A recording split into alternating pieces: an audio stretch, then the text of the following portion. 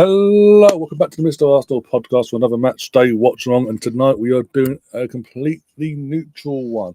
It is for everyone that celebrates Easter, by the way. Happy Easter weekend starting tonight, or today technically, but obviously tonight here in the UK. It's Good Friday, meaning even though it's good, you get meaning nowadays. It's Championship, League One, and League Two Good Friday. They have the weekend off, and they're back again on Bank Holiday Monday, Easter Monday, whatever you want to call it. Used to be throughout the whole football pyramid, but Premier League sort of disfranchised themselves apparently. Arsenal. So obviously with that, as I say, there's no Arsenal, no Premier League fixtures today. So I thought Good Friday. Leeds are on race of promotion. It is the crux of the race for automatic promotion. Both their rivals have won today. One closing the gap to 2 points from a 5-point gap, and one temporarily leapfrogging Leeds by 3 points. But if Leeds were to win, because of their superior goal difference, they'll go back to the top with a 5-point cushion over Sheffield United.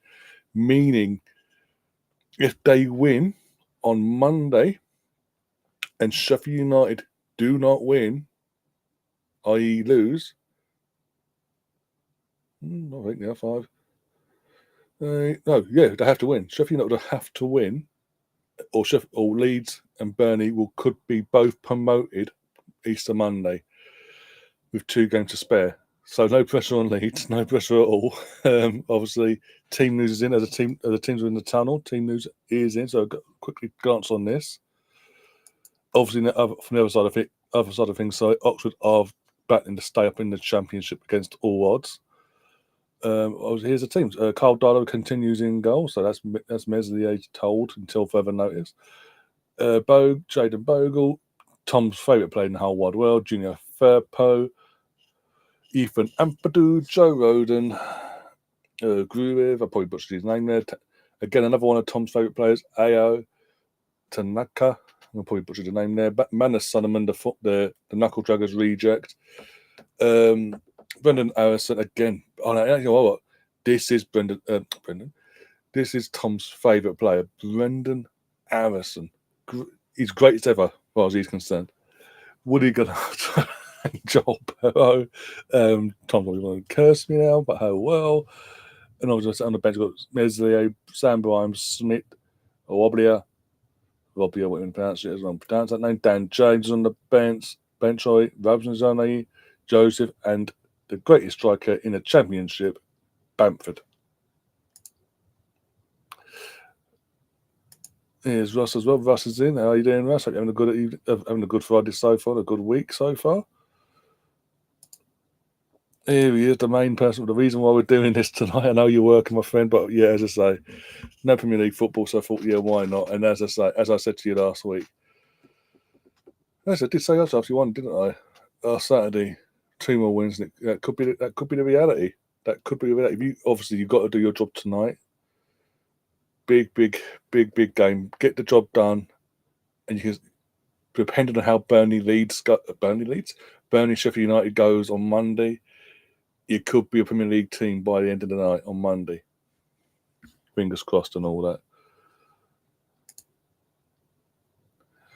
that. Tom, if you want to, don't have to. Give me a score prediction as well. And everyone else in the chat, let's give score predictions as well. Honest score predictions, no trying to piss off Tom, by the way. No, let's not do that. He's a stressful night as it is. Because obviously, as I say, Burnley scraped one against Watford. Sheffield United got past at Cardiff. Oh dear, got Brinny in the chat as well. You doing? I haven't seen you for a while. Hope you're doing well and keeping safe and all that.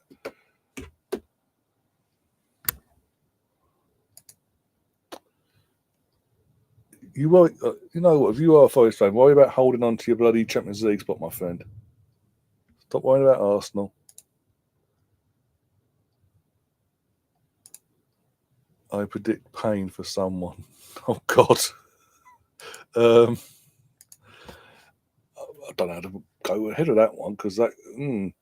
I hope it's pain for Oxford fans. With all due respect, they have to keep batting away, and you, as I say, you get half the job done basically. Yeah, Enter Egos just trying to wind you up now. Okay, cool. Leeds have come on. Pressure's going to be on Leeds because obviously, as I say, the two rivals have won. The gap between them and Sheffield has been cut to 2 points. They need to get that buffer between them and Sheffield again. And as I say, have it in their hands come Monday that they could potentially be a Premier League side as of Monday if results permitting tonight and Monday night. And we're off. We are off. Here we go. 7 seconds in. There we go. There we go. Let's bring this down. There we go. And they just got me. Let's put a little bit of sound on. So who's doing the commentary today? Probably Tom's favourite person in the whole wide world.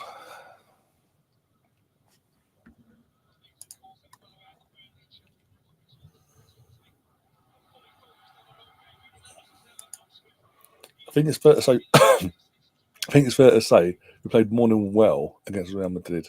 No matter how poor they were, we played more than well. Oh, is this a Oxford corner? Okay. Oh, Roy, how you doing? Actually, for a few streams, hope you're keeping well. Will Leeds fall apart again, or put one foot in the Premier League? Well, as I say, for Tom's sake, as a friend, I hope they get that 1 foot in the Premier League. Honestly, as I say, for Tom's sake.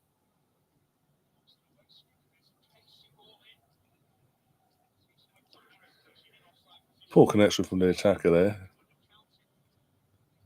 Lack of defending though.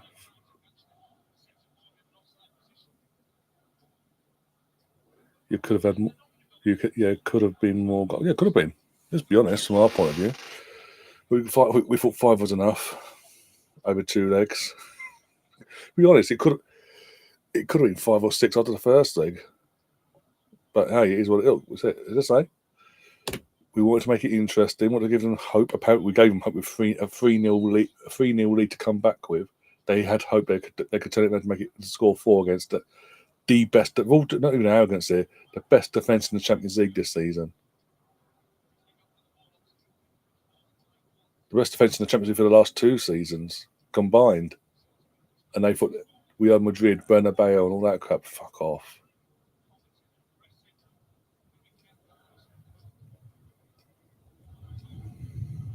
There's a Leeds corner there. There we go. I think it's a Leeds corner. Leeds corner or Ferrari, one of the two. Let's see who the ball landed. Martinelli looked class. I mean, in terms of Wednesday, there's an improvement there, but there's still room for improvement. We'll just get back to where we know he can be at. So, but to be fair to him, when it mattered at the end of the game, when the chance fell to him, he took it. He actually did what I've been fucking saying for fucking months, about over a year now. All bloody a bit of ping pong in the box there from the Leeds attack. And that was to use his bloody pace and run at the defence and put the frighteners on. And that's what he did, and he scored the goal. And for that, I cannot slate him. I refuse to. Ryan has his Leeds jersey on. I didn't know Leeds were in Los Angeles. That was what I got. Was given actually on Monday. Someone got for me. There's an extremely early birthday gift. Actually, I think my birthday's in what day anyone today? Literally a month and 2 days. Literally just shy of a month away. You know. I thought I'd chuck it on today. Not going anywhere. Apart from walking the dogs. Had a bit of a chill day today, so I thought I'd chuck it on. And just might do bits and pieces around the house and all that. And yeah. Well, a couple of years ago, there was, when he was coming back from his big injury, when we were chasing down top 4 against Tottenham, we finished 5th. In that season, he had a big injury. He was out for a while. And as he was coming back, there was footage. I don't know how he got leaked, but leaked from training. And they was literally putting him down the middle. So we all believed they'll because they're taking their time to bring him back. They're trying to mould him in to be a number 9 basically for the long term. And we never saw that play out in terms of him playing down the middle on the pitch. It was left wing or nothing basically.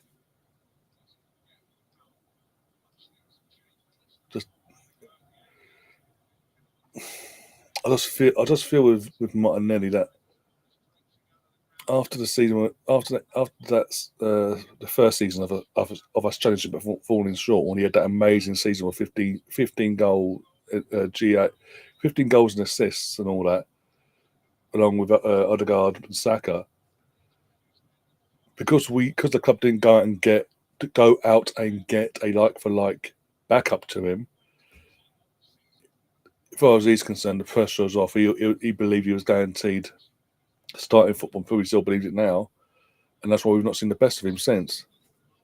On a consistent basis, we get him in spurts every now and then, but it is what it is. Hopefully, that changes come the summer, basically in a few weeks' time, once the season's done and dusted. We get our new midfielder, we get another left winger, and then get a new striker in. Everyone's happy. And then obviously a few squad players, and everyone's happy.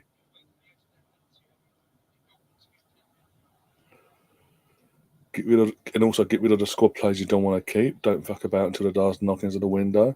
Just get them out the door ASAP. So we're not fucking dilly-dallying as the season starts with players in the squad that we don't need or want.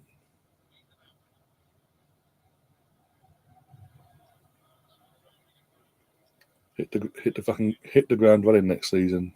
No ifs, buts, or maybes. Don't give anyone any. No, don't give Liverpool a chance to defend their title easily and all that malarkey, or Man City away into whatever top chance and we fall away. None of that bullshit. That black jersey, I don't like. Look, what black jersey? What's a save from Carl Darlow there? Fantastic. Wesley would have fucked that, by the way. Defensively needs to wake up. That was too easy for Oxford to get to. What the black jersey? What the black? Yeah, the gold. I say gold, but they say the club label it as bronze. Lettering and sponsorship wise, and then on the back and all that. I like that kit. That's a fantastic kit. Especially the little detail of the AFC and all that going all patterning wise all around. I like that. Actually, like that kit. One of my favourites. Not my favourite. Not my all-time favourite. My all-time favourite Arsenal kit, home or away, is the 2001-2002 away shirt, gold one with Sega.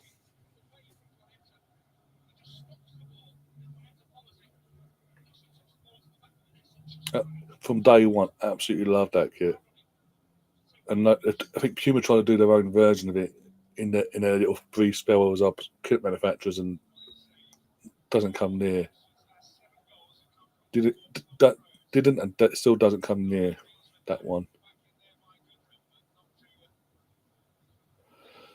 The one that you played against. You're about bloody Lynx Africa. This one, the current one. We call it Lynx Africa because obviously black with the red and green and all that. We met most, not just our fan base, most fan bases were like that's basically Lynx Africa kit. And sort of Arsenal sort of rammed it home with their promo of basically inspired by Arsenal's history of African players like Kanu and all that. It's like, okay. I mean, it's not. It would be. I like it to the extent. The one thing that lets it down is the bloody black and white bits on the side, and the black and white patterning thing on the side, on its side of the bloody torso. Kingdom of Games, a new one. It's a new face. Hello. Are you an Arsenal fan or you're a neutral fan? I'm assuming by the way you're saying congratulations, you're a neutral fan. Who do you support? And thanks for subscribing, and hope to see a lot more of you, my friend. Hello, and also where are you from? Let us know where you're from as well. That'd be fantastic. Hello, congratulations on the final. Rice is England's best ever CM, 65 caps, age 26. He's on the. He's got the potential to be. I wouldn't say he's the England's all-time greatest midfielder at the moment, but he's got the potential to be that. As you say, he's 26. He's still got a couple more years. He's just about to hit his 26, hit his prime years, and going forward now. So, but he's got the potential. Yeah, of course he has. There's a reason why we fucking spent over 100 million quid on the guy. It's the white pattern under. Yeah, exactly. Yeah. Yeah.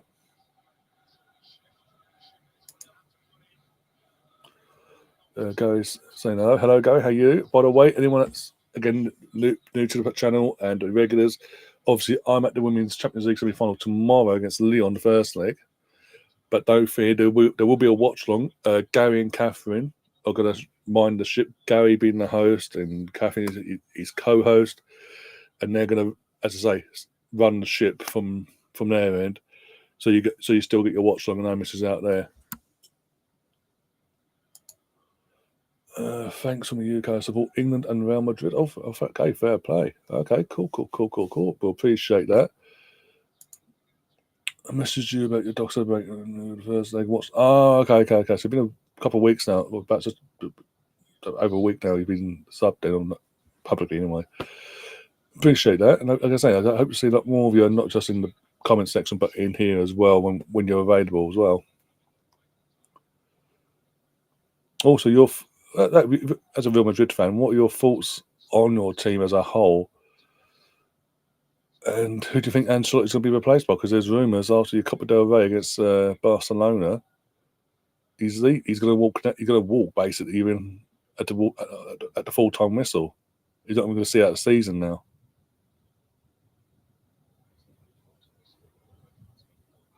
Manchester Celtic. Oh dear.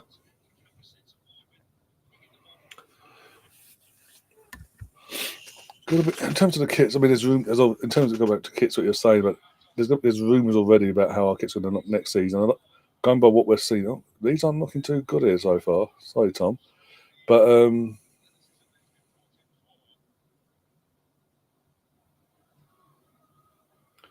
Kingdom of Games. This is the going second channel. Really, Ego? You really want to go there? You really want to go there? Oh dear. If you don't know by the time, just asking, you'll get the answer, but it'll be a very long one. But straight to the point as well. Disjointed transitional phase. I'm not a diehard Real Madrid fan. Sean dies.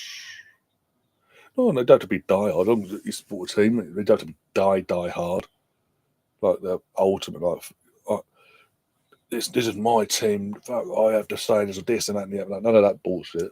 You pick a team, you like them. It is what it is. It just feels like your transition from your previous Galacticos that you've had from the Zinedine Zidane as a manager era up to the last 18 months or more. The transitional period has fully taken effect now because obviously most of them players from that era have either retired or moved on, etc. I think they got the likes of Modric are left at Real from that era. And as I say, because the players are bringing in, even though they're big names and they wouldn't have been brought in, etc. It's injuries aside. I've done Carvajal as well. Apart from that's Modric and Carvajal. Apart from that, and obviously bringing Jordi Alba for free, the main what you're trying to build is a young and exciting again. But it's going to take time, and obviously you're now seeing the wobbles where it's all a bit disjointed here, disjointed there, and it's going to be interesting for the next couple of years, though, Real Madrid, because this could go down the route of what we saw with the original Galacticos, where they this new version of Galacticos has been formed as we speak. Could go down the route of the original Galacticos, like the Beckhams, Zidanes, and all that, where they massively underachieved to the level they should be. Time will tell, obviously. There's rumours of Klopp making a managerial return, which will send Liverpool fans divvy.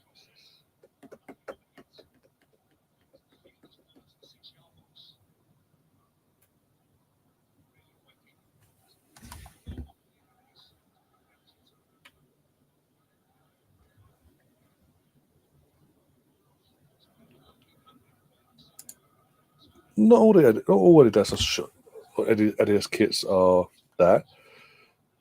Some are. Some.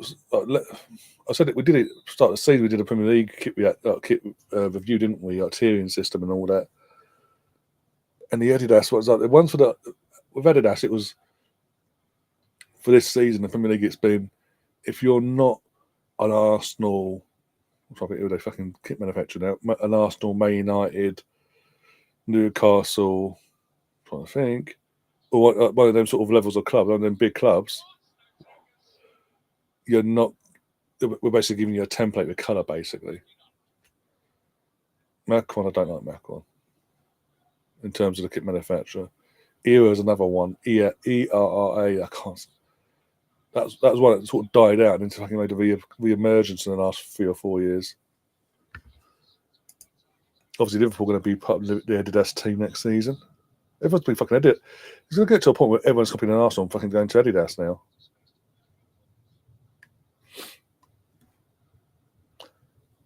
All kits just look similar. We have to say you're joining the Adidas team as of you hadn't obviously been Nike, but as of this summer. We'll say as of the summer, as of August 1st. You've got to wait till August 1st for it to officially happen. So you can't even parade in pre-season in your new gear. You've got to wear this season's Nike wear during the pre-season, or you face a legal battle with Nike, basically. Yeah. So you'll start. So basically, just before the season starts, you'll get your new kit about a week or two before the season starts. But you can't advertise it, you can't promote it, you can't parade it, and nothing until then. What a save from the Oxford goalkeeper, Brendan Harrison, Tom's favourite player in the whole wide world, almost scored an amazing goal there, by the way. Almost being an operative word.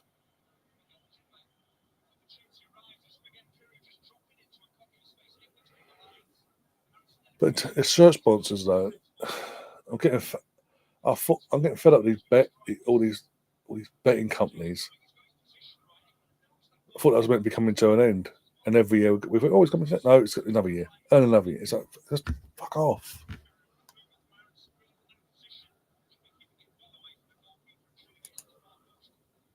What world are you living in? They're focusing on you open, my friend.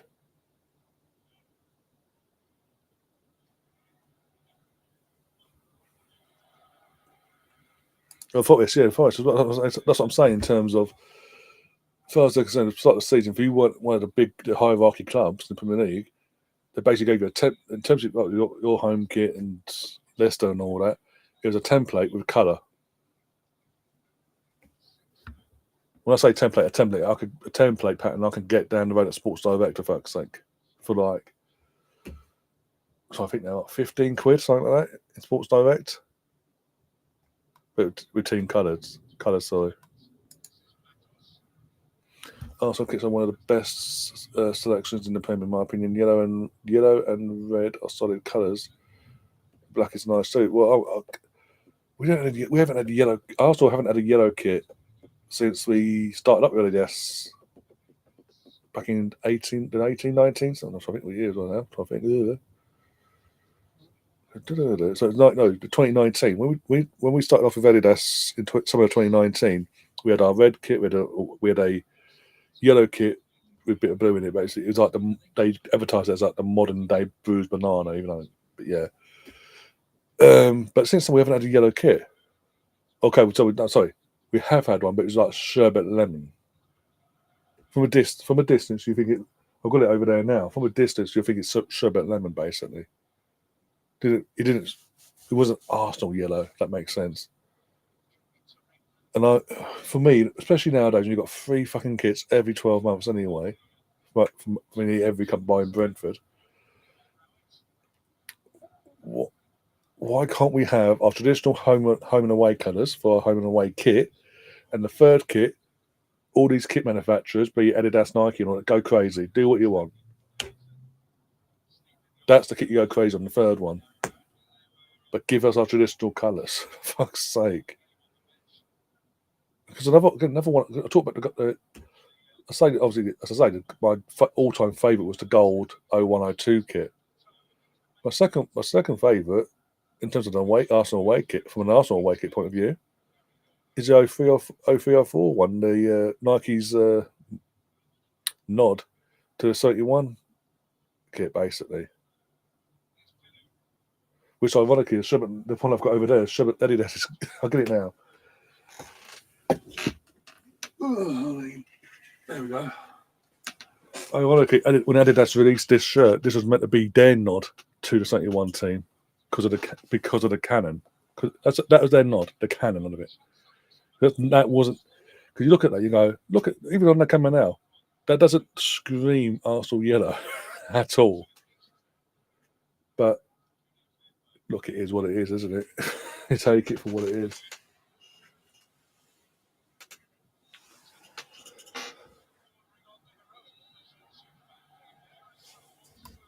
I do show my age sometimes, but still.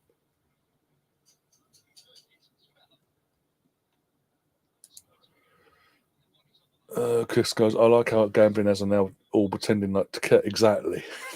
Now they're about to lose a load of fucking kit. Now they're about to lose a load of kit sponsorships in the next 12 months. I think it is either this summer or next summer, one of the two.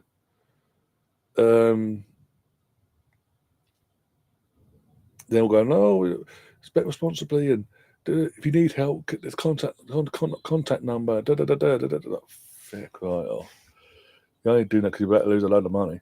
If the Premier League didn't get involved the way they have and put this thing in place where it's not legal to have, as of either this summer or next summer, to have betting companies as a shirt sponsor, they would not be batting an eyelid.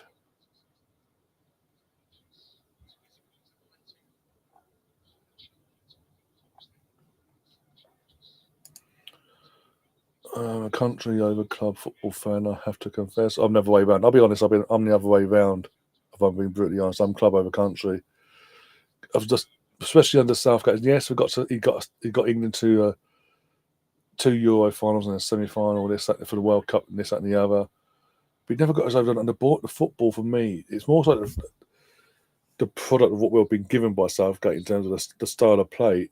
For the players we have at our disposal, was so dull.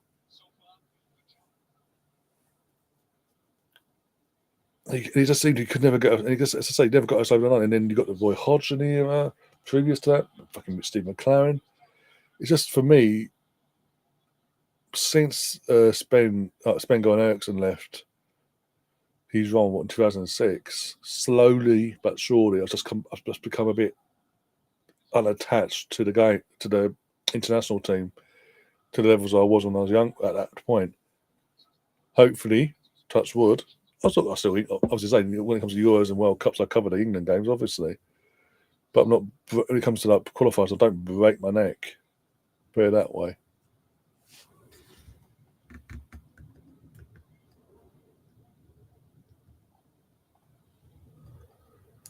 Hi, Melina, how you doing? PSG better see Monday, 10 o'clock UK time. I'll be entering and hoping and thinking, crossing everything possible.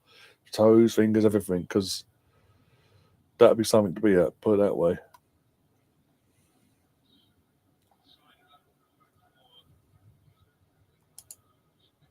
There has to be maximum price of children's kits. But again, the price is ridiculous of kits. We've said it before. 50, what was it? What now? 36. Well, coming off of 36 anyway. Fucking hell. 10, 15 years ago, when a kit got released, every 2 years, by the way, back then, when a kit got released, it was, what, 35 quid? The most it was 35 quid for an adult one. 35 quid at club store, or the club store, or any sports shop. It's nearly 100 quid for a fucking basic shirt. It's a joke. Again, it's every year as well. You don't even get one. You get 8-9 months out of it, and that's it. Right, next one now. Move on. The clubs and the kit manufacturers need to fucking get their head out of their asses and go back to how it should be and how it used to be. You get a kit and it lasts 2 or 3 seasons, and we change it that way. And same for their away and all that malarkey. The only kit they can mess about with and every year, do every year if they want to, is the third kit. Home and away should be a 3 year thing. Get proper use out of it, for fuck's sake. And it's a money sake, and again, the money saving for the fans as well.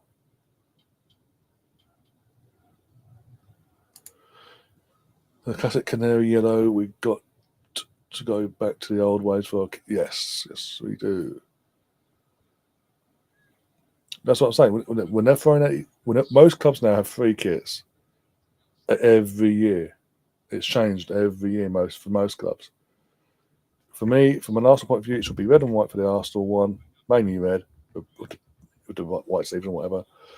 And then for the away, yellow, Arsenal yellow, with the blue trim. If you're going to have blue, if you have blue, a bit of blue in it, blue trim on the sleeves, on the neck, whatever. Other than that, that's that. And the away kit, just knock yourself out. Not the away kit, the third kit, sorry, knock yourself out, basically. England release a new kit every 2 years, which is good for me. I always buy one and collect them on the wall. Again, that's I'll give the international side of things. It's true. That's all. It was like that when I was a kid. 2 years, boom, and it was rotated because of World Cups and Euros and all this, that, and the other.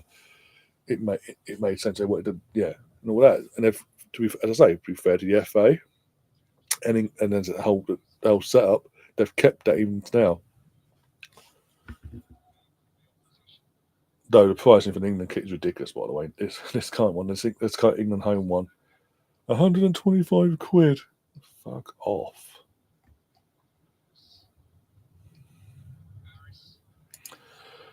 Are you going to the women's game tomorrow? I am. I will be there. I'm in that club level, actually. Block 69 in the clock end, I believe it is. Are you, Melina? Are you there? Are you there? If you are, let me know. If you're not, but you're obviously in London or whatever, you want a spare ticket, let me know.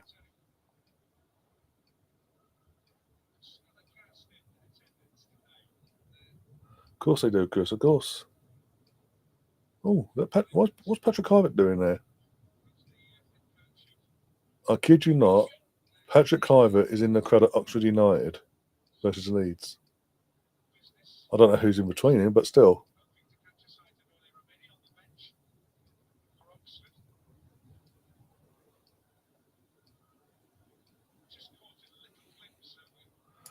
Nations League is pointless, let's be honest.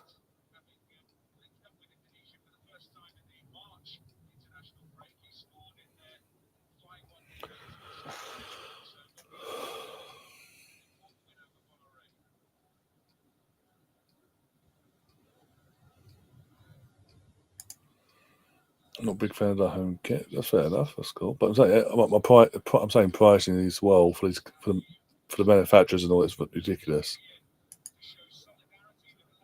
And then they complain, "Don't you dare buy a fucking knockoff one. We'll come after you." There's a reason we're having people. Not me. I didn't buy anything in the shirts this time around. Just my time I didn't feel bothered by it. But there's a reason why people will feel that if they want a shirt, they have to go down that route and buy it from abroad from different ways and means. It's because it's cheaper and affordable. Hint: affordable. But yeah, Rudiger has to ruin things. Come on, Barcelona. Barcelona women, yeah. Batter the Chelsea rejects. They rejects, it's Chelsea, but still. Alex is in the chat here doing 8 mismatches. It's still 0-0. There's been the odd chance here and there, but I think the best chance on to Brennan Harrison, though.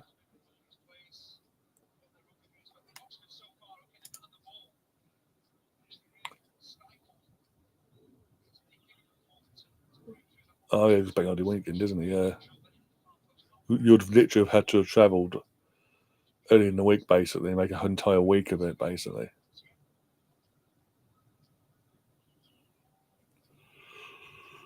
Oh, dear. Fucking hell. The longer this stays 0-0, by the way, the more concerned I'm going to get for these at this point for this game because what's happened today already. The games. Oh my God.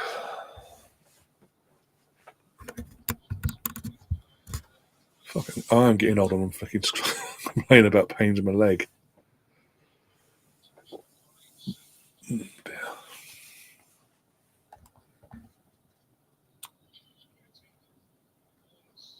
Again, they're just doing nothing with it. This is the thing. They 77% possession there, according to Sky.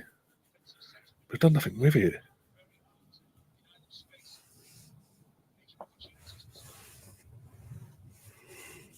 Oh dear. Oh, go on. Is it going to be the moment? Oh, fucking hell, defender got away. I thought that's just somehow got under the goalkeeper and disappeared back. The ball just disappeared for a second. Even the goal didn't know where the fucking ball disappeared. Oh, defender. If the Oxford defender doesn't do what he does there and put his body in the way there, that's a tapping for Ganato. I hope that's his fucking name. Call their league, see what she look do anything. Call it in. Roll? No. WrestleMania tomorrow and Sunday. Busy weekend. I'm boycotting games too. Which games are you boycotting? Out of interest. Asking for a friend. Well, talking about WrestleMania, I believe Tom's doing a watch along and all that on his channel. So if he is, obviously I'll double check with him. We don't know if he's listening in or not, but if he is, he can let us know in the chat. Got to put his links in and all that. And obviously anyone that's interested, follows wrestling on WrestleMania, go check out Tom's channel and give him the support over there as well.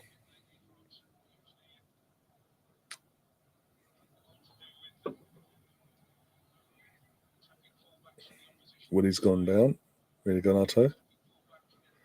All Chelsea men's games. Who the men got this weekend out of interest? Again, asking for a friend. Imagine after all this, you finish seventh. Is it seventh for Europa League now? Sorry, Conference League. Because it's obviously top five now. 1 sec. Here we go. 1-0. Leeds. There you go. The Tottenham reject scores for Leeds, and Tom, he stopped screaming. Tom is screaming in the chat. Yes. Obviously, but loud and more enthusiastic, but still. There you go. That's what the game's missed most of this game. We've not had any of that up to this point. The second either team put something together there, respectively in the attack, we've got a goal. And it's Bogle with the assist as well. Tom's a very happy chappy now.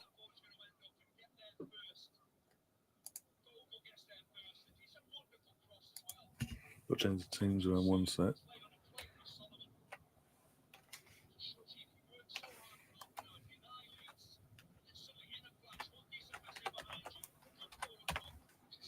For some reason, my brain, when I was setting up the fucking scoreboard, by the way, was telling me fucking these are the home team for some bizarre reason. So, it's not 0-0, it's 1-0 now, so haha.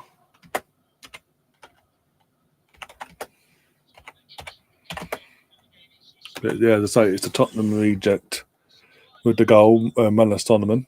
So, Tom won't care if he's Tottenham reject or not, he's got the goal, so. Yeah.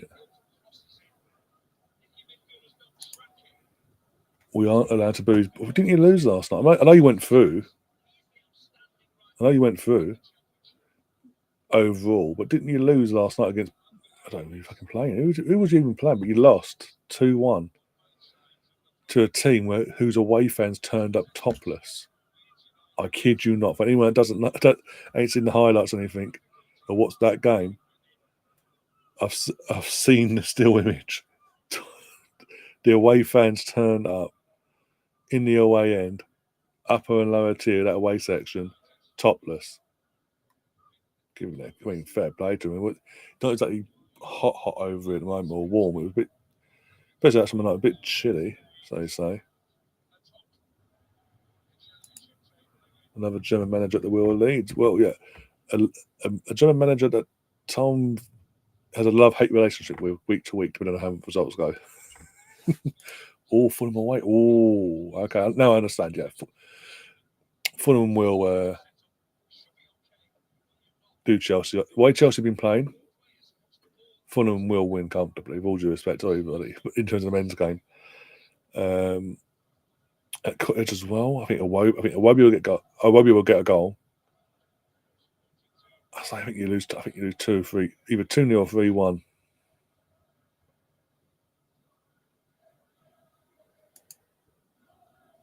If Leeds win this match, they win the league. No, they don't win the league. They have 1 foot in because there'll be 3 games left after tonight. There are 5 points between them, and they'll be top in goal difference. They've got a superior goal difference, but they'll be top in goal difference. And their 2 direct rivals play each other on Monday. One of them being Sheffield United. Sheffield United are the team 5 points behind Burnley and now Leeds as it stands. If Sheffield United fail to win, and Leeds win, Leeds are promoted on Monday.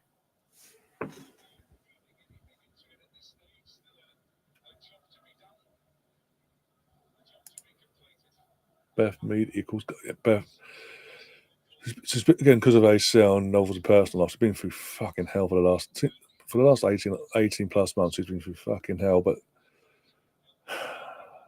he's slowly getting back to what she was prior to the ACL form-wise, slowly, but understandable again of what she's gone through personal life-wise, and as I say, the ACL, what that took out of her as well at the same time.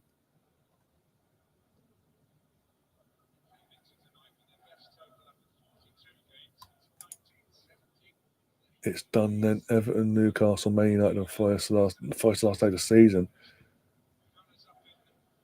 So yeah, top 5 is Champions League now. So is it 1 Europa League spot now, like 6th, and then what's is 7th Conference League, or is it 8th? Is it 6th, 7th Europa League, or is it just 6th Europa League and Conference League? So if you finish 7th, imagine you finish 7th and you don't win the Conference League this season. You've got to do the whole thing again next season, or even worse, you don't win the Conference League this season. You finish outside the European spots after all this. Oh my days! Different position. By the way, Georgia Stanley's a different position, my friend. One's a wing attacking a winger, and one's a CDM. And to be honest, since Georgia Stanway's gone to Bayern Munich, for me, in my opinion, she hasn't been at the same level of what she was prior to the Bayern Munich move. Hello, Catherine. How you doing? Good block. Get rid of it. We should get by winning the Conference League. You hope, but again, yeah, I think you should get to the final, definitely.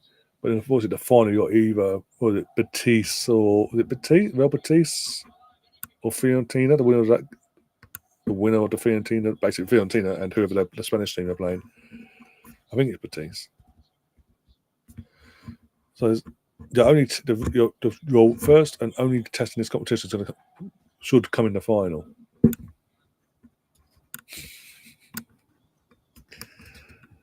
Oh dear. You just got biased or written all over you have, my friend.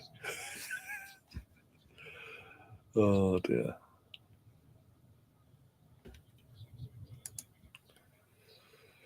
But yeah, so that thing is that could backfire, especially Betis. I knew it was. I thought it was Betis. It's Real Betis. So yeah. So as I say, assuming you don't screw up in a semi-final over the 2 legs, I don't know but you should win because the 2 tougher teams on the other side of the draw. That could backfire because you've pretty much had it easy throughout the whole competition. Plus, if you don't league-wise, because obviously the finals will be after the league's done. If you don't get Europe 6th, 7th, basically a European spot in general, oh my god, that could put so much pressure on this team. And as we've seen in the second half of the season, they don't tend to do well under pressure, which could be very interesting. It's Fiorentina versus Betis and Chelsea. Yeah, so Chelsea in the final. We know that. We can say Chelsea in the final. And obviously, if it could be Fiorentina for a 3rd time in a row, it could be Real Betis. But either way, there's a lot of pressure if you don't get European football via the league with this team that doesn't tend to do well under pressure.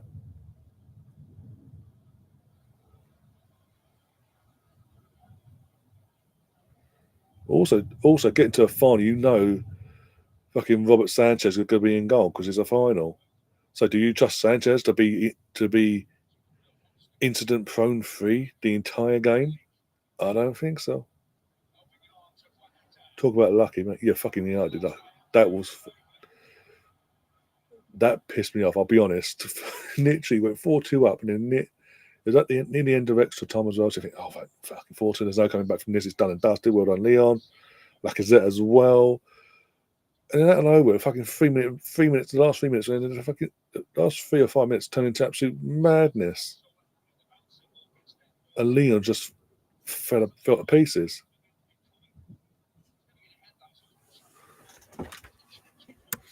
We might have a full house of the English champs. I mean, you kind of can't stand it, but sure. I hope I'll see the Champions League, I'll be honest, but I don't see it happening yet. One round at a time. Come on, you. Thank you.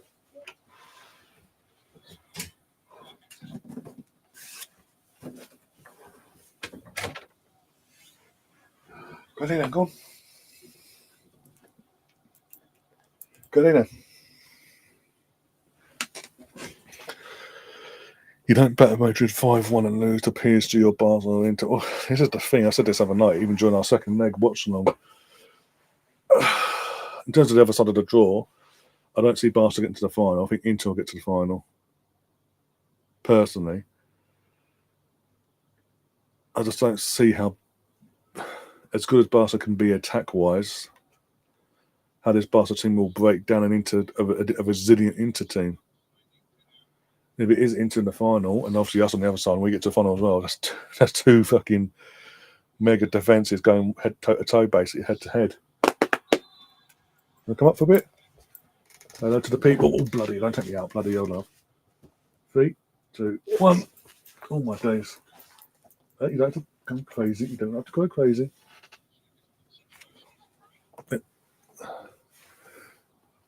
It's possible to fancy. I mean, based on the quarter final, we're the only team at the quarter finalists to win both legs. I need to talk to people. Stop. So, look who's in goal for. Yeah, exactly. It's Wojciech Szczesny. That'll piss me off, actually. I'll say this. If it's Arsenal Barcelona in the final, it'd piss me off if they won it with him in goal. He's so shit. He couldn't crack it at Juventus in the Champions League. He's done to fucking Barca. That would piss me off. Actually, I'd rather Barca just because he's in goal. And I know even with Moreno up top as our striker, we could do something. Go on, you. Go on, go. Yeah.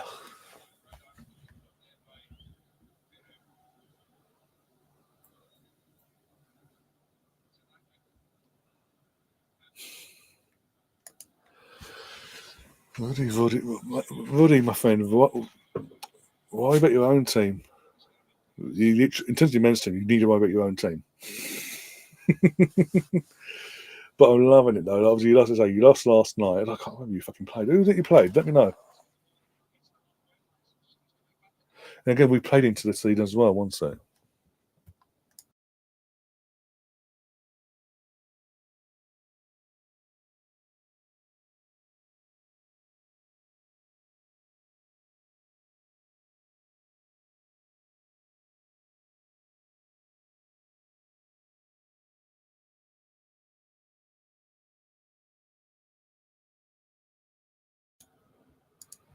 Sorry about that. Something about Inter. Again, I was saying we've already played them this season as well in the league group phase, whatever you fucking called it. And buying a dodgy penalty that's given to them, it was dodgy. You look at it, but you compare it to Premier League standards anyway. Buying that, both teams had each other's numbers on that day, and that was the league phase going. This is a final. It could be, oh my days.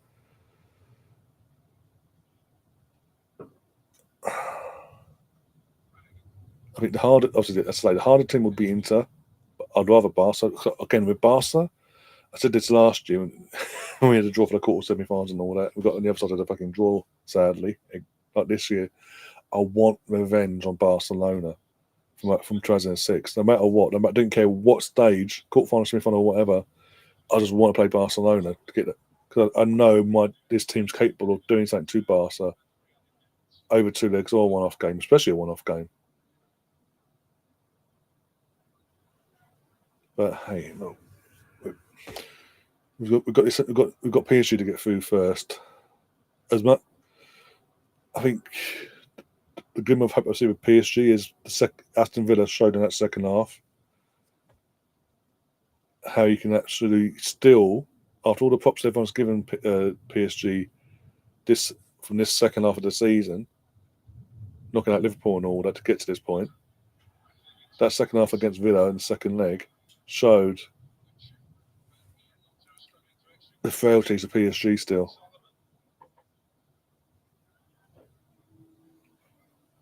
And a team from my point of view is going to be full of confidence. A fan base is going to be absolutely first leg wise because first leg's at Arcap as well. It's going to be absolutely insane, and we've got to make the first. If we can come out of that first leg with a 2-goal lead, I think we can see the job out in Paris. As tough as it still be, I think we can see that job out. But again, one game at a time. Just get us to that final, and I'll be happy. And then get us that trophy. After everything we've got, from my point of view, after everything that's happened this season domestically in the league, the way we've just drifted away from the title in the league side of things. If we were to win our first ever Champions League this season, everything that's been thrown at us,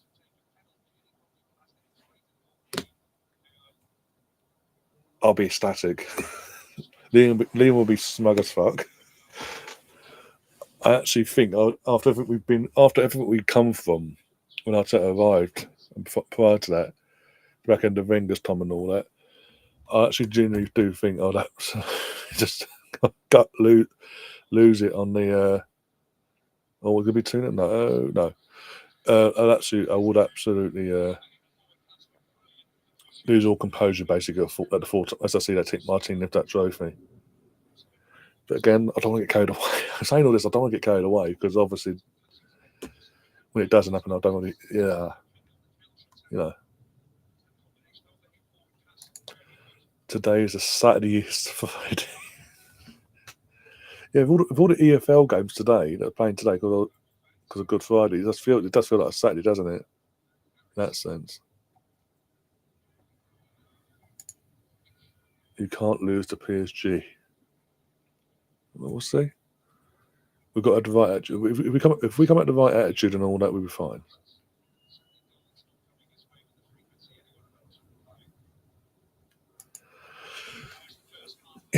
If you win it, I don't want you getting closer to it for at least another 10 years. Oh, my friend, you have no idea. If we were to win it, we're the biggest club in London comes to an end. London would be red, no matter what. Oh, but we got 2. We've got the bigger history, my friend. With then a Champions League to add to it.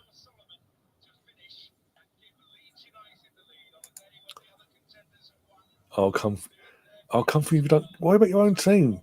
Make sure your team wins the Conference League. I'm coming for you. No matter what happens to us, if you don't win Conference League as a £1 billion squad, I'm coming for you.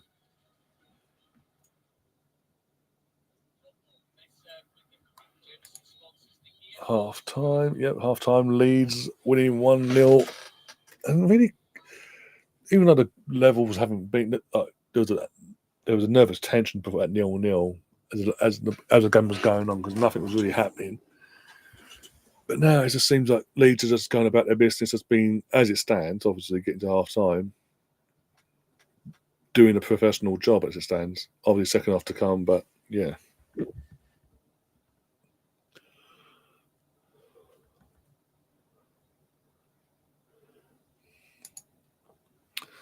For your last and last stream of the season, will you be wearing a fancy dress? As it stands, no. Unless something miraculous happens and Liam comes up with an idea, then no.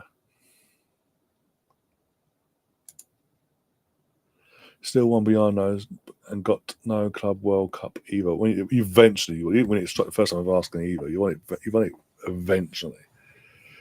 And let's be honest, that version of the Club World Cup, no one really cares about. Cared about or cares about, and even this new version of the World Cup, no one cares about. In the UK, come on, we all know we know stories now. Literally, the BBC, ITV, all the UK broadcasters basically told FIFA we don't want the rights, we don't want to be showing it on our respective broadcasting channels. That's how it's like we're not interested as it is. Ironically, the zone make one the only person the only broadcaster to make a bid was over £1 billion, was over £1 billion, and then which was given to them by the Saudis. No coincidence there, and then no coincidence that a few weeks later, then said World Cup in 10 years' time, whatever it is going to Saudi Arabia. There's no coincidence there whatsoever, is there?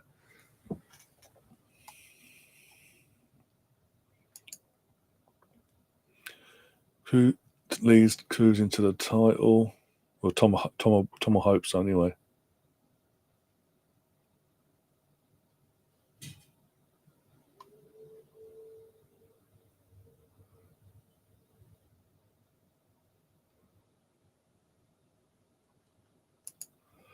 What BBC and ITV mean is they don't want to pay a lot of money. Basically, yeah. Basically. Not the Women's Champions League. No, that cares. That cares so much. The teams are named on the opening credits of the UEFA broadcasting for every Champions League game. And look, 2007, Arsenal. So that one matters. Trust me.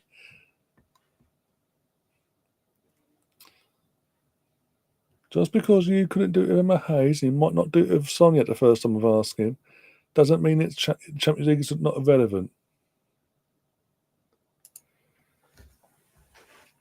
Don't be bitter just because Arsenal did it first in the women's game. Undefeated. Not just in that competition, in the entire season, on a European and domestic standing. I mean, if you were to pull off a miracle and win it all this season, you lost a game, so it wouldn't be the perfect quad. We've done the perfect quad. If you really want to keep going there, you let City beat you in that first leg. You might have turned it around, but you still let them beat you, and be the first to beat you this season. It's not, it is literally the real one. Sorry, it is literally outside of our stadium, for fuck's sake, on our artwork, like our artwork, on the graphic stuff around our stadium, whatever. Currently, it is that real. Accept it and move on. This season, yeah, of course we have lost it. We lost it this season. Talk about when we won it. When we won it in 2007, we were undefeated home in every competition, domestically and abroad. Don't like it? Bite me. Obviously, this season's different. Obviously, I'm not talking about this season. And the thing is, we've only, in terms of Champions League for the women's team, we've only lost, as it stands, as we speak right here, right now, we've only lost the one game. That was opening game. Since then, we've won every other game. But don't let them cold facts get in the way, hey?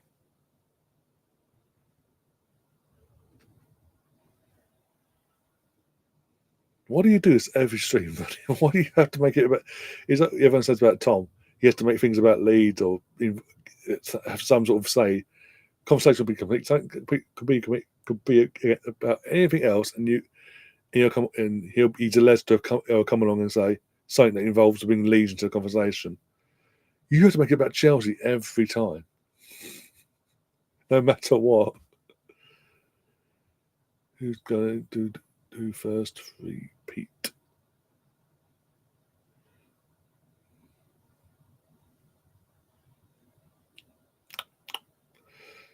I think you found out with us in the first time round, and before WSL was a brand. Well, keep going. We had this conversation the other night, but keep going. Champions League, Europa League, and Conference. You haven't won the Conference League yet. You haven't won that yet.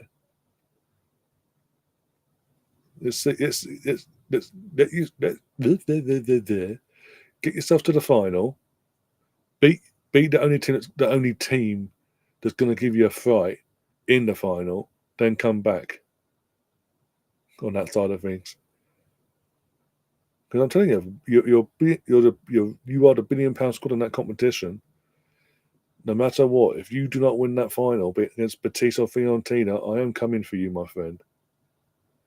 You do not know what's going to hit you. No matter what happens with no matter what happens with my men's team, I'm coming for you. And realistically, you won't have a leg to stand on. Your squad's a £1 billion squad.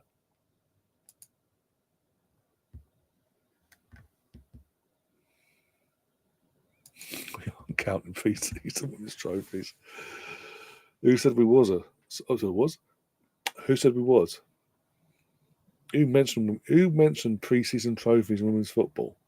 It weren't bloody me. Oh dear.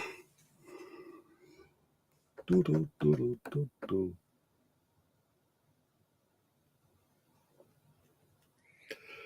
I'm coming for you, men's and women's team. Women's team the women's team you'd have a leg to stand on. If your men's team don't win the conference, you ain't got a leg to stand on, no matter what happens with my men's team. You won't have a leg to stand on, my friend. The only leg you have to stand on is the women's side of things. Your squad, 4 years of development and coming for you. £1 billion squad, development. £1 billion squad in under 3 years. Actually, want to be technical about things. A billion pound squad in the space of a year of the new ownership at the time versus a club building a squad from the ground up over time as well. I wonder where the problem lies and who has the upper hand here. You cannot tell me, no matter what, you cannot spend £1 billion on a squad and not be competitive.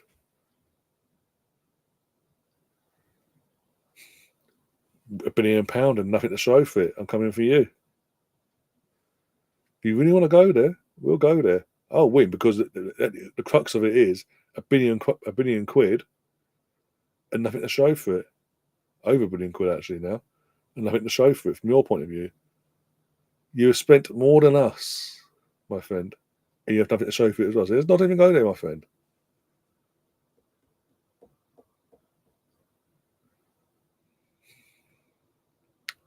As it stands, my friend. And guess what? Keep spending that billion. Put yourselves into massive debt. Turn yourself into the modern day Leeds, where your literally ownership has to set up, and you go into administration, and you get relegated into the League One. But this time, unlike Leeds, please stay in League One. Do that, please. I beg of you. And see what happens.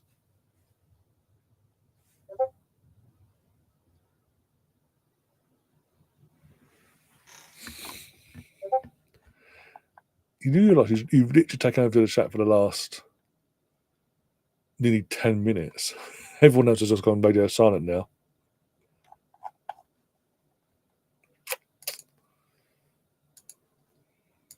Scoreboard up for the second half. Oh dear.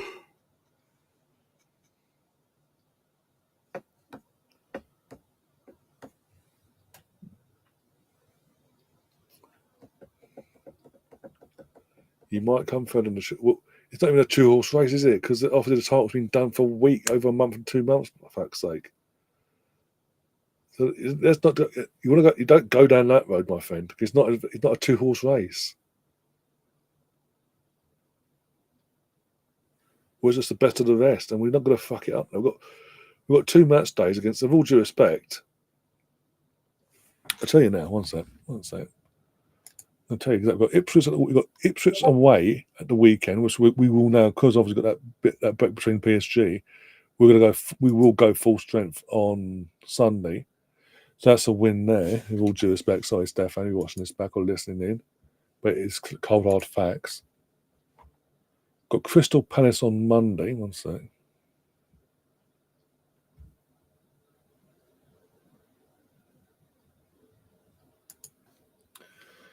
Wrong one. That one. That's how I want. That's the team sheet I want. So yeah, got Ipswich. Sorry, 3 points there. We're at home next Wednesday against Crystal Palace. 3 points, and then 6 days later, PSG at home. Tuesday, 29th of April. So we did have Bournemouth at home. That'll be an interesting, be a tight one, but I think we can get 3 points from that. May 3rd. And we've got the second leg away at PSG. Assuming we get through that, the final then's not until end of the season. Then we have no interference. Then we've got Liverpool away. Best we could probably hope for is a draw. It depends on how much the PSG tie takes out of us. That could, well, yeah, whatever. Newcastle, our last home game of the season, Sunday, the 18th of May. We've got Newcastle. That could cement our second spot by then, if needed, depending on how Newcastle goes between now and then as well. And say it's our last home game, so we're going to go. We are going to want to go out in the high. And again, there's no fight. And obviously, we are in a Champions League final. There's players fighting for their spots for that said final. The crowd's going to be raucous. We're going to want to go out and end our home season on a high. That side of things. So we could get a win there. I'm not saying it's a guarantee, but we could. Worst case, a draw. And then we end the season to relegation, probably record breaking for the wrong reason, Southampton away. And then the final about 10 days later. If we were to get past PSG.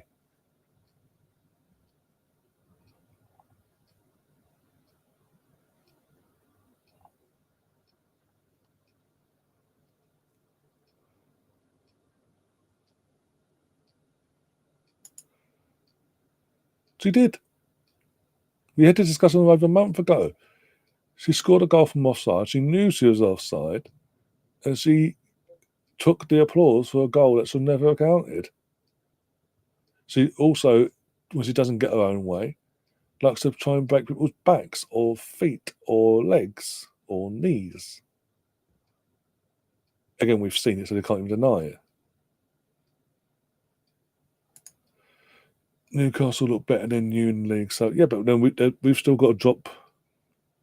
We've still got to drop points from our end between now and when we play them, and also at the same time they've got to maintain our results as well, or better our results if we were to drop points.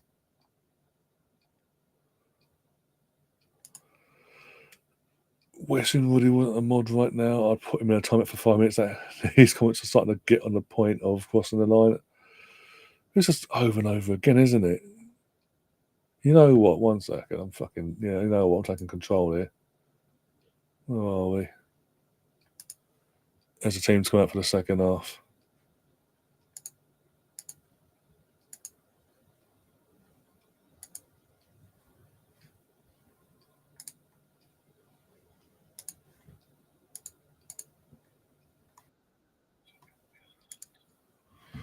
Right.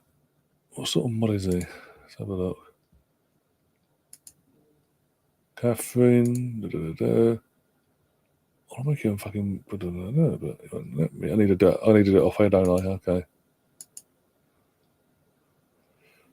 But from my point of view, I can put him in a timeout for 5 minutes if I wanted to. I've got the power, so it's up to you.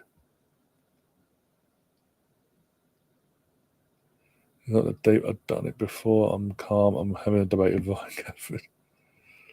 Second half's underway anyway. Second half is underway, but it's just like I'll get what Catherine's saying. It is a bit repetitive now. You're saying the same thing. It's like, right, keeps up at night, or this or that. It's like, oh my days. Lauren James is a cheat. Get used to it.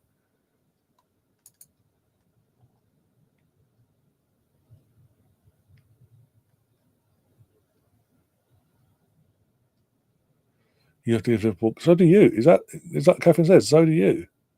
Let's not go there with that bullshit.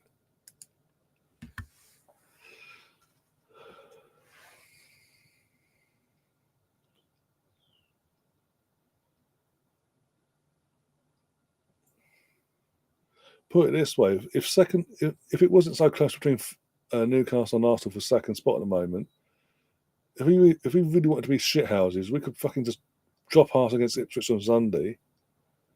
Let Liverpool win the title then on Sunday themselves, and make Tottenham give Tottenham the God of Honour. Sorry, make Tottenham give the God of Honour to Liverpool first, and then you, and then us. Either way, we aren't going to be the first. Either Tottenham will be, or you will be. Pick your poison.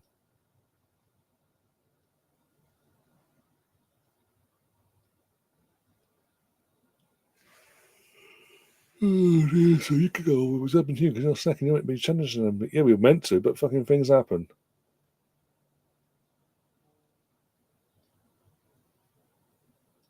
Compared to Gav, I'm just saying, with Gav. To be fair, fucking, I will say this: I did let him down the other night. Well, on Wednesday after the Arsenal game, I said I was helping him out with doing the clips and all that. Sending my clips over. By the time he got the list over of what the ones that the channels he wanted me to go and grab clips for, I'd fallen asleep. I woke up like 6 and I was like, oh fuck, it's like the movie, he'd already done it. It's like, I apologise because I said I fell asleep. The adrenaline wore off, and basically I was just like, I conked out basically waiting.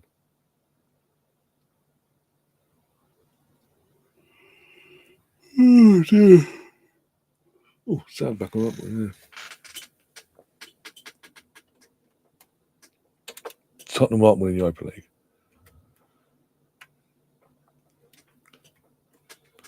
It'll be so Spursy. I'm going to say this now. It'll be so Spursy for them to have come through last night against Frankfurt, and then it was like, who did they play the first knockout round? I can't remember who they played now.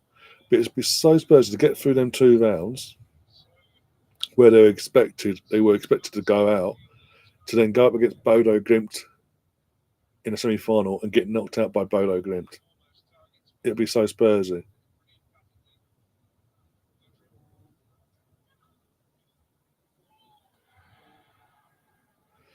United turn back with a vengeance. Hopefully not.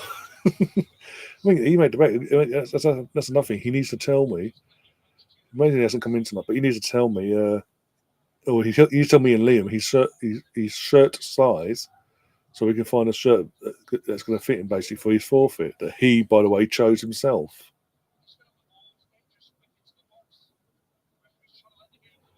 And I quote, "I win a trophy in my second season."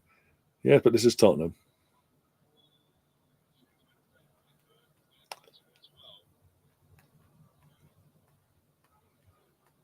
This is the same Tottenham when I had trophy-winning Mourinho 6 days before a final in the League Cup, sacked him, then lost said final to City 1-0.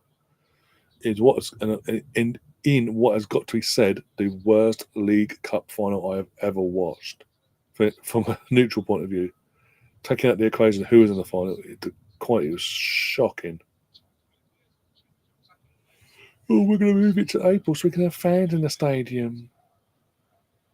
That fucking worked out, didn't it? Yeah, fans were in there, but fucking the atmosphere was shocking.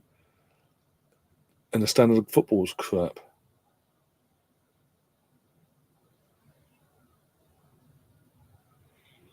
God, if a final without fans, managed it fucking the previous season when we had to have a lockdown. We're coming back through a lockdown, and you insisted the season had to continue. And we literally had an FA Cup final in August with no fans in the stadium.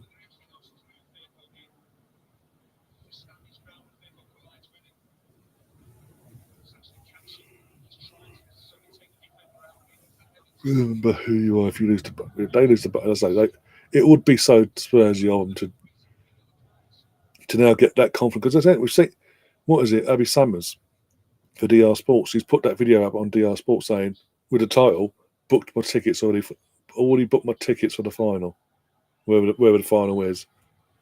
So he's booked the flights already. After slagging off the team, that fight centre for the last few weeks, he's now like, yeah, we're in the final. Bring it on.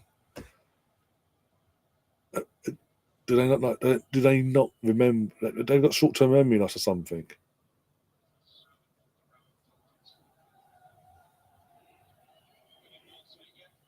Back in your team when they're taking the piss. When it comes to Tottenham, anyway. A Norwegian fish village. I mean, that Norwegian fish village knocked out the fucking favourites last night on penalties, by the way. In Lazio.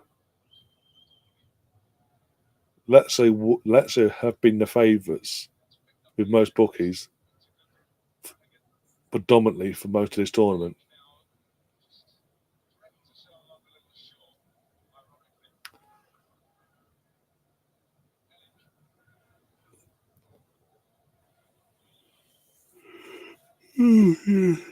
So Tottenham fans having the audacity to go, yeah, we're in the final. We got Bodo Glimt, we got the easy one. See you in the final, United, if you get there. We're going to do this. No, you're not. As I say, we so Spursy. But all Bodo got to do is come for straight Tottenham at the shithole for the first leg, go back to Norway, take it back to Norway, with it still within a chance of knocking Tottenham out, on an artificial pitch, by the way, and knock them out that way.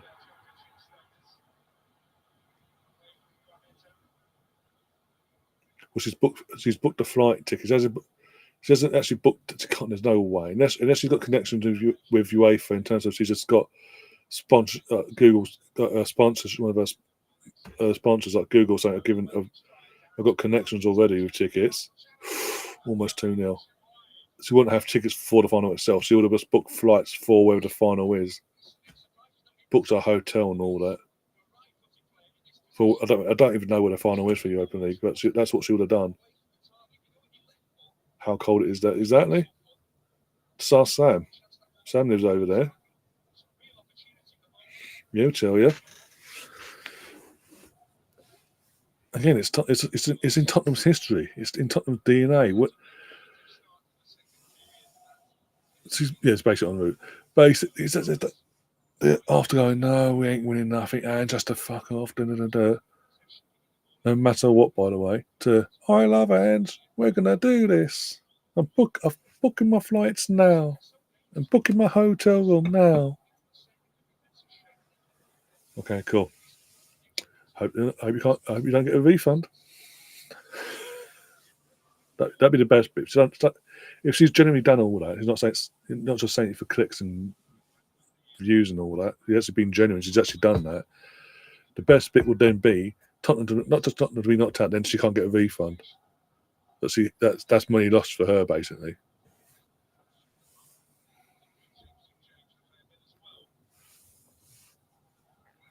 Expression is two-faced. Yep. But he's funny. No, he's just a fat.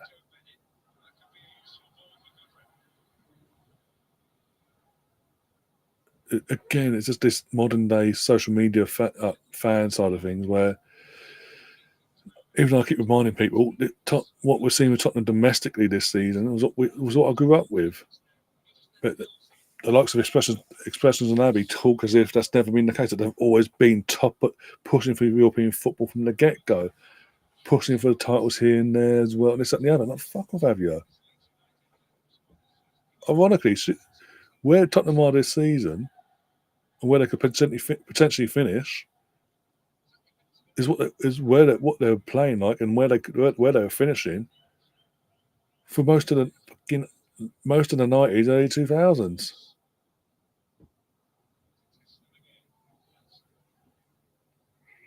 They just struck lucky with fucking Martin Yole, and things fucking changed from there. The chummy pricks for the next 20 odd years.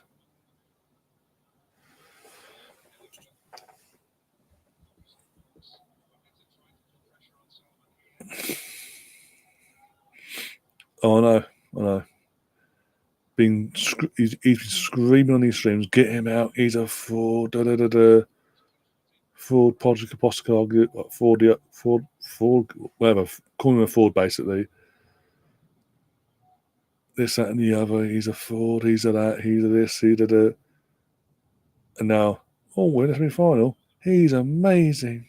Yeah,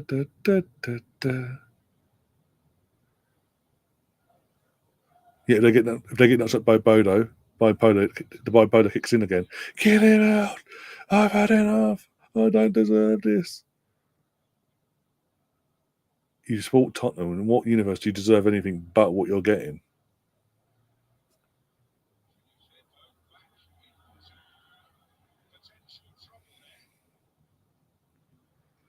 It's very scrappy. This is very scrappy. I know Oxford have got something to fight for themselves and all that. From an attacking point of view, they're not showing it as of yet. But you'd think with Leeds having the one goal, a bit more composure from their side of things would be would be happening basically. I'll get my words out. I'm going to what you before you disappear. What are you eating tonight? Obviously, being Catholic myself, it's Good Friday. I've had my fish tonight. I've had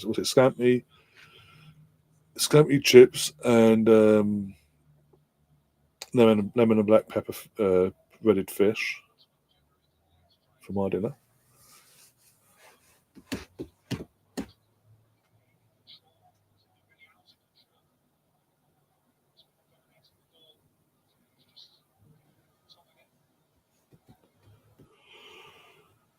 Oh dear.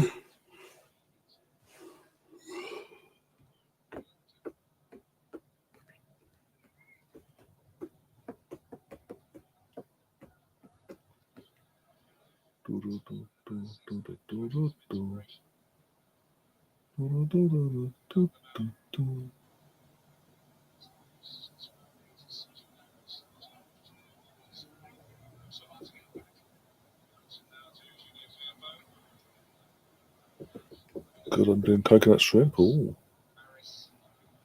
very interesting. Oh, my legs.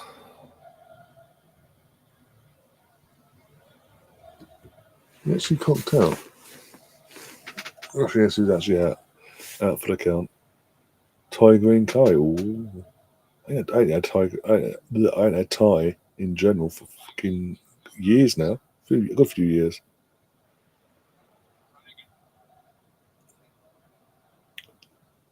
By the way, Oxford's fan base, if you could be a bit louder, to give us an atmosphere, that'd be fantastic.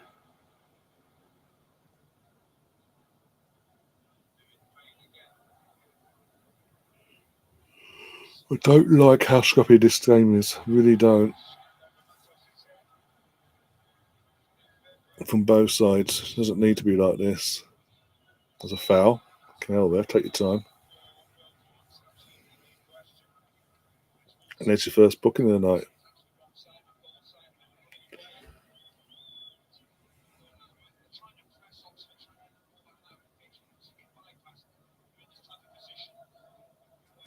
I fucking think it's buzzing. Come here, one sec.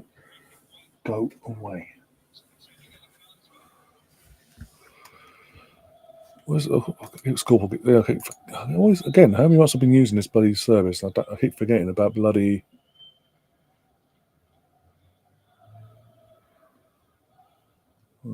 Okay, that was weird.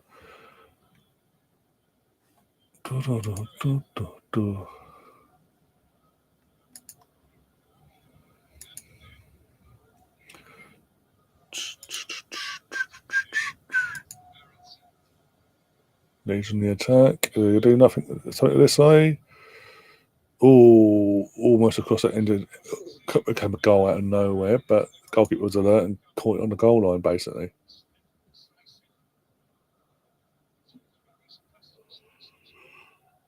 With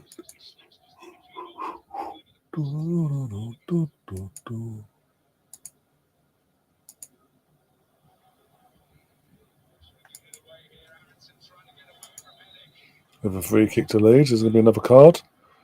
Yep. In shooting range as well. I don't know, Tom, if you're listening, have you got any decent goal scorers from free kicks from that sort of distance, or nah? The poor goal kick, by the way, brought the trouble straight on. That is Declan. I will say this. That's Declan Rice range. Rice, baby.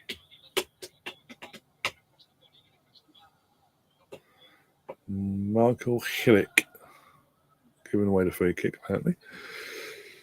Right, who's standing over this? I cannot tell. Was that Solomon? I don't know. Can't tell. Lovely. That's just what I wanted to see. That's just what I wanted to see. Someone gobbing on the floor twice. 44. I don't even know if 44 is for Leeds. Pivo's also standing near it just in case of the last minute U-turn. This is either going in the car park or in the wall. Also, the goalkeeper actually went past the wall, kept it level, but straight to the goalkeeper. Whoa! He gives away a free kick. As he does that, after that, he goes and gets himself booked, the idiot. He didn't need to do that. He really didn't need to do that.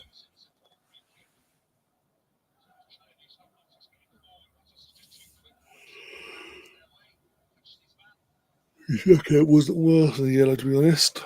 Why he threw himself in there.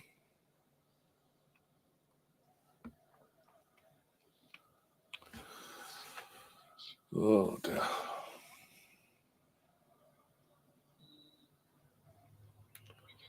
Water myself into the ground.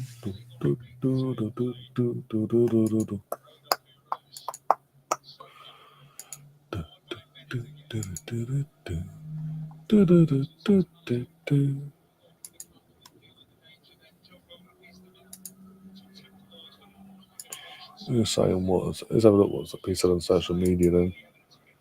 On the old Twitter.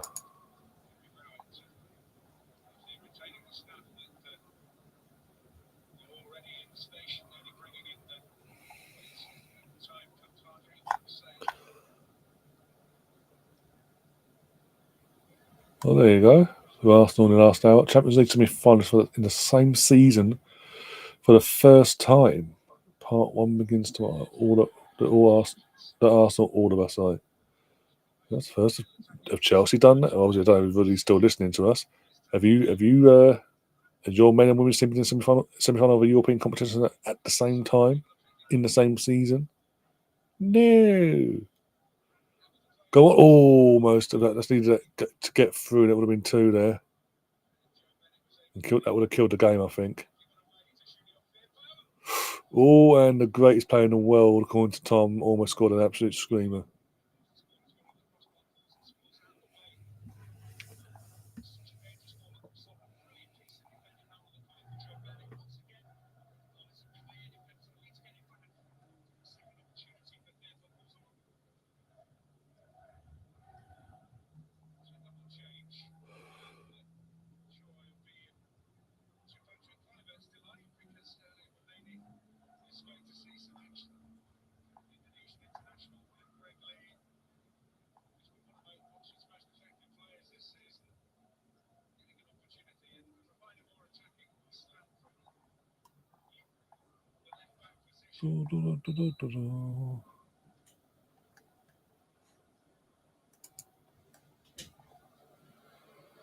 We'll go three subs from Oxford. I have no idea who the players are, so I'm not going to try and say names at the moment because I don't even know who they are. As I say, with all due respect, I don't know who any of the players are. Again, keeps panning to Patrick Kluivert. Is he manager or something of another club? Or an agent, one of these players or something? I don't know.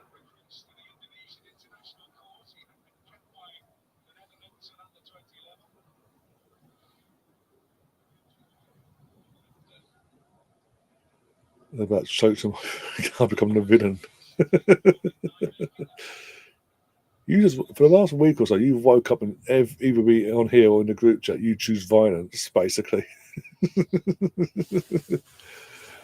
Oh dear. I was just asking, has your men's team and women's team, respectively, in the same season, got to a European semi-final in the same with the same competition, but obviously respectively men and women, basically? Has that ever happened? No, probably not. Anyway. Oh, Solomon, what are you doing, you prat? Oh, I thought it was. Oh my god, I thought it was creeping. He lives in Oxford. Yeah, okay. Of course he does. I might be Gav. Oh, trust me, I know. Bean, I've got a tab open. Oh no, I can double check if I wanted to. Yep, it's not. It's not a Gavlar.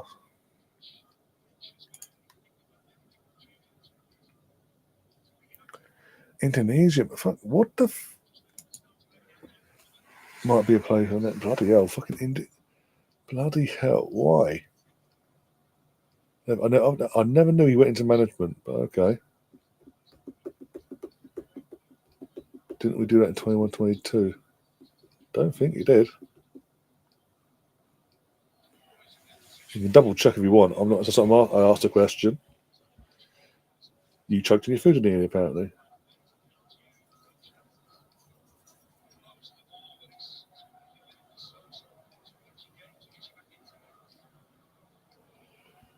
That's the case. Let's make it one better then. Let's get both our let's get Arsenal women and Arsenal men both in the final respectively.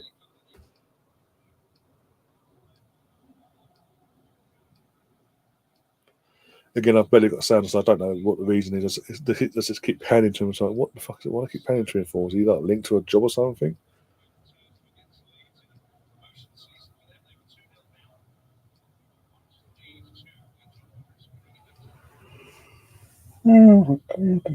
Could he be?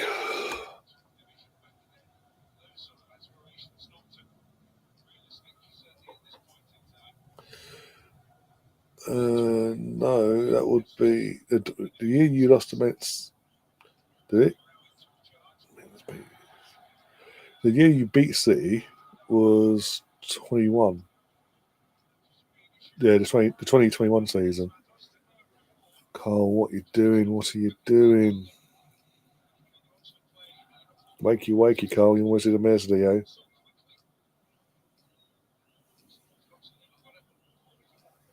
Yeah, that you definitely have 100%.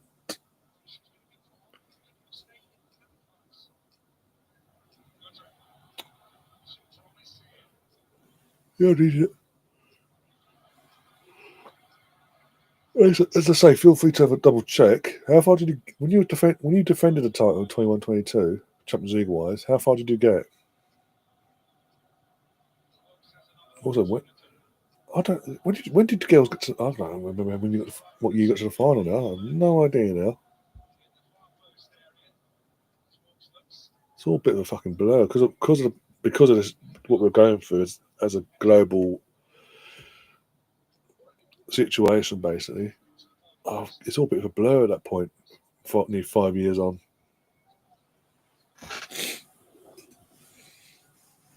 Well, 5 years on from it started, and obviously 4 years when quarterfinals.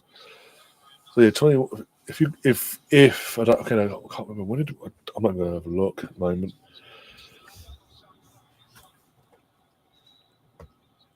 That's Real Madrid. So if your women's team got to the final in that season in 21-22, and got battered by Barca, then no, you haven't. If it was the season before, then you have. I don't like. I will check later.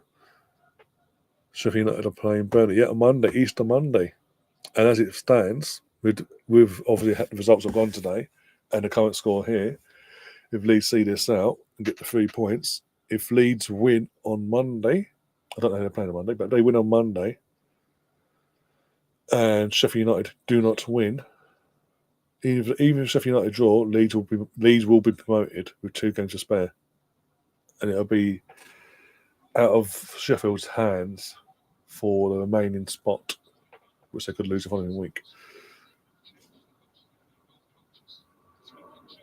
Chelsea lost to Barca when Barca won their first title. And the year was, that doesn't help me. We lost the women's final in COVID. So, yeah, then no, you haven't then. So, you haven't. That's the answer. There's the answer. We got there in the end. Bit of confusion, but we got there in the end. No, you haven't. Oh, dear.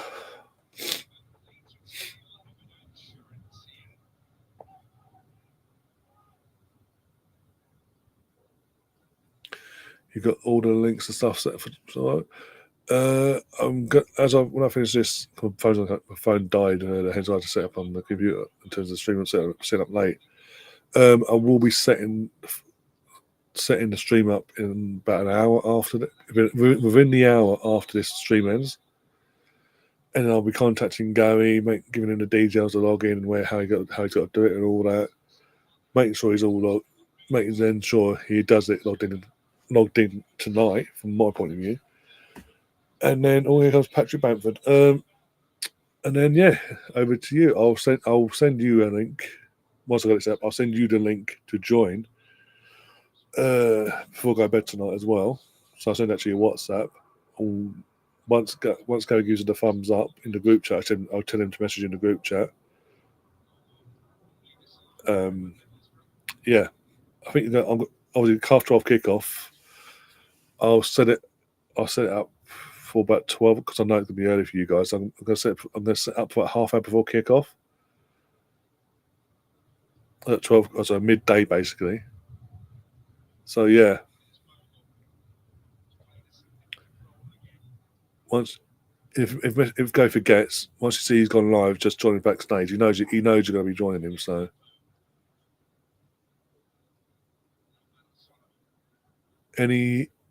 because I'm not there, if there's any idiots that come in and, as I say, are idiots basically.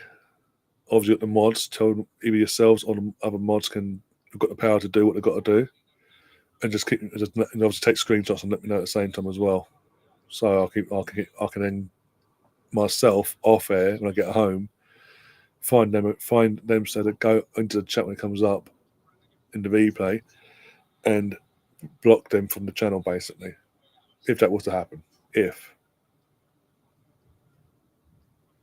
take a sign. Well, I don't think if I took I'm fucking 35 going on 36, but if I took a sign into club level, I don't think they'd let me through with it.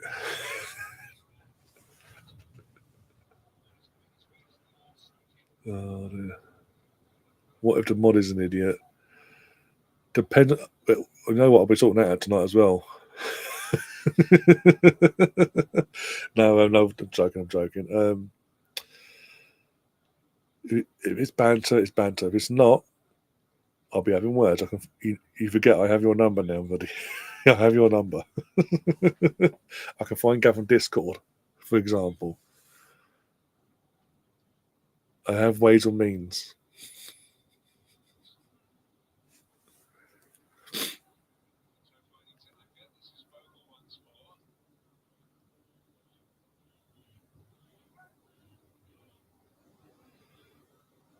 I would have asked Liam as well to see if he wanted to join, but obviously he's prepared. Obviously, it's Easter weekend here in the UK, and obviously he's with his family. He's got family events on Sunday. He's flying out on Monday, so he'll be spending most of his time with the kids, obviously tomorrow as well, and his other half, his wife, and also making sure he's got everything ready for the fly out on Monday.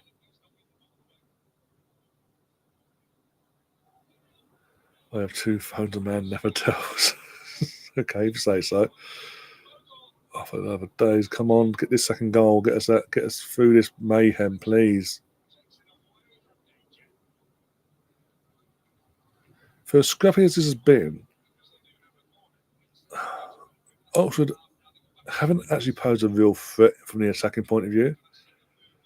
There's just all they want to do is put even at 1-0 down, and we'll put low blocking and break us down, keep the goal difference down. That's not helping, isn't it? In a relegation scrap. Here comes Dan James and Patrick Bamford, and Winnie Nonso's going off as well.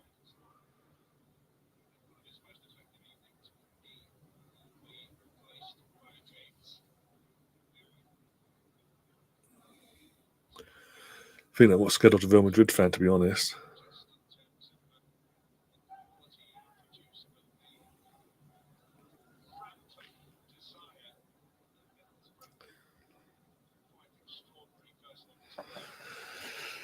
Oh, yeah, so we're 15 minutes away from having a very happy time as it stands.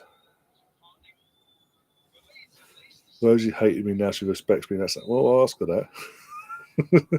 Where is Rosie, by the way? She didn't pop in last night for the Cannon and Jonesy show. That was she's been asking, where is it? When is it coming back? When is it coming back? It makes its comeback last night. She was nowhere to be seen in the chat. And obviously, it's nowhere to be seen tonight. I don't know. Obviously it's Friday. It might be with a boy and all that, but still.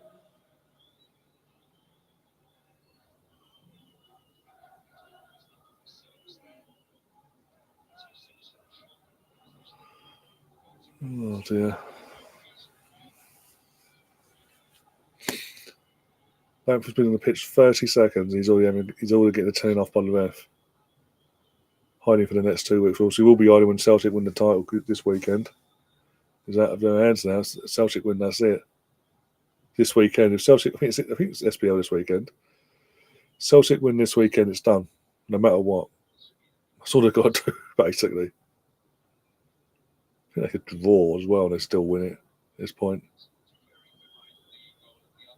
The fact they're going to win it before the SPL breakaway thing, yeah, says how easy it's been for Celtic this year. Old firm games aside.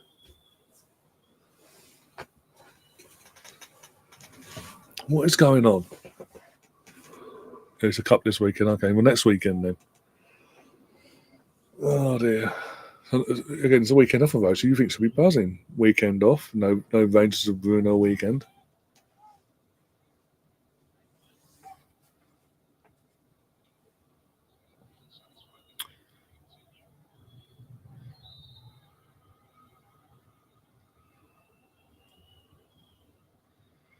Here goes the corner. Here we go. No one in a fucking attack. No one attacks who pop me anyway. Put it that way.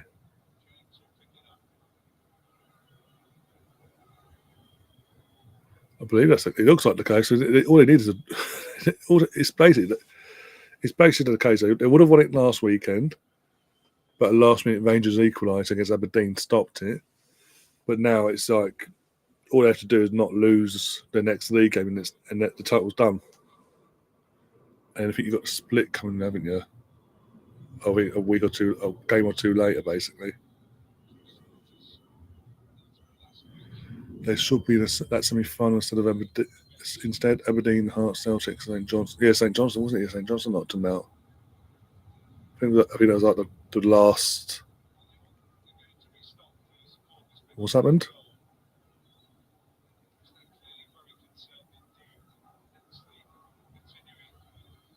Something's happened there. What's going on? Oh bloody hell!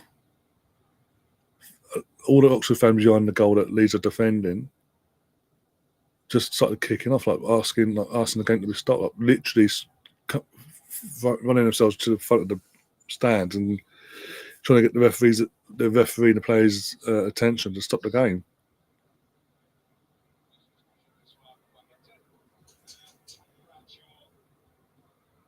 Like, what's some paint dry this game? Yeah, yep.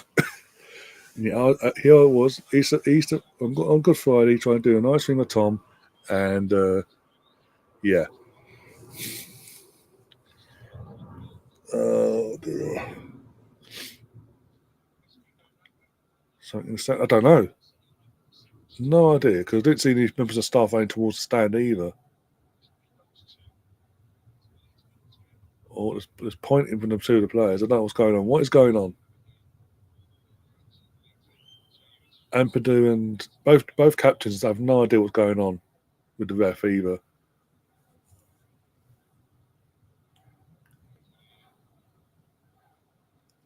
Well, the referee wants to continue the game, but the fans have got the players' attention. They're both captains saying we've been alerted or something. And over the referee, he's like, no, we want to play. He wants to play to go on. So and hence why he's getting chants from the home crowd calling the referee out. Well, you can think about it, basically. Medical emergency. Oh, bloody hell. All Leeds v Stoke on Monday. 3 o'clock kickoff. Oh, Monday as well. Oh, could be the game that seals it from the way as it stands. Could be the game that seals it. All but seals it, basically. And then Burnley, Sheffield United afterwards. Oh, okay. Be a very interesting Monday for Tom. Game's back underway, by the way. So whatever the refs basically told the play has to go on, basically. And yeah, don't know what's going on there, but okay.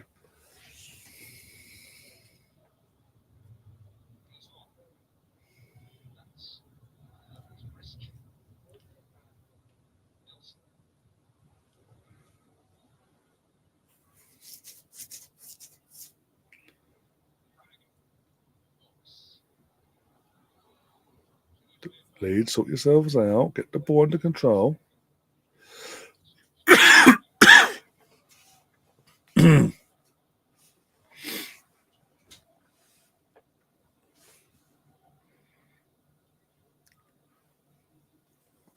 Almost choked on thin air. There's a alert light. Mark says, chat says, come on, Bristol. Big win for Bristol City 2-1 against Sunderland today.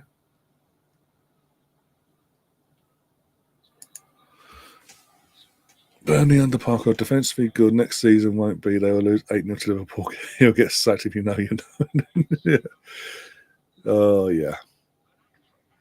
But this is what I'm saying. When Fulham came up last time under Marco Silva, and I think their first away game of the season was against us, our first home game of that season. This is the season we went on to have the first title charge. I bumped into a couple of Fulham fans coming outside Arsenal Station, going around the corner towards the Emirates and all that. Asked them how they're feeling about the game, and the season in general, what their thoughts of the manager was, and Scotty Parker as well from that point of view with Bournemouth. And basically, they were relieved. This person was absolutely relieved that Scotty Parker left when he did, because it was just a sign of up, down. He wasn't learning nothing. He was making the same mistakes week in, week out, and have you looking good. He'd have you looking to, as I say at Burnley, make you look defensively good in the Championship, but then wouldn't adapt in the Premier League, and basically every time there's absolute whooping basically every week. Whereas with Marco Silva, there's a plan, and that's what we've seen how these years, a few years down the line now. There's a plan in place. There's a plan A, plan B, plan C, etc., etc., and there's a style of play as well. And that was then. And look at now, as I say. But hey.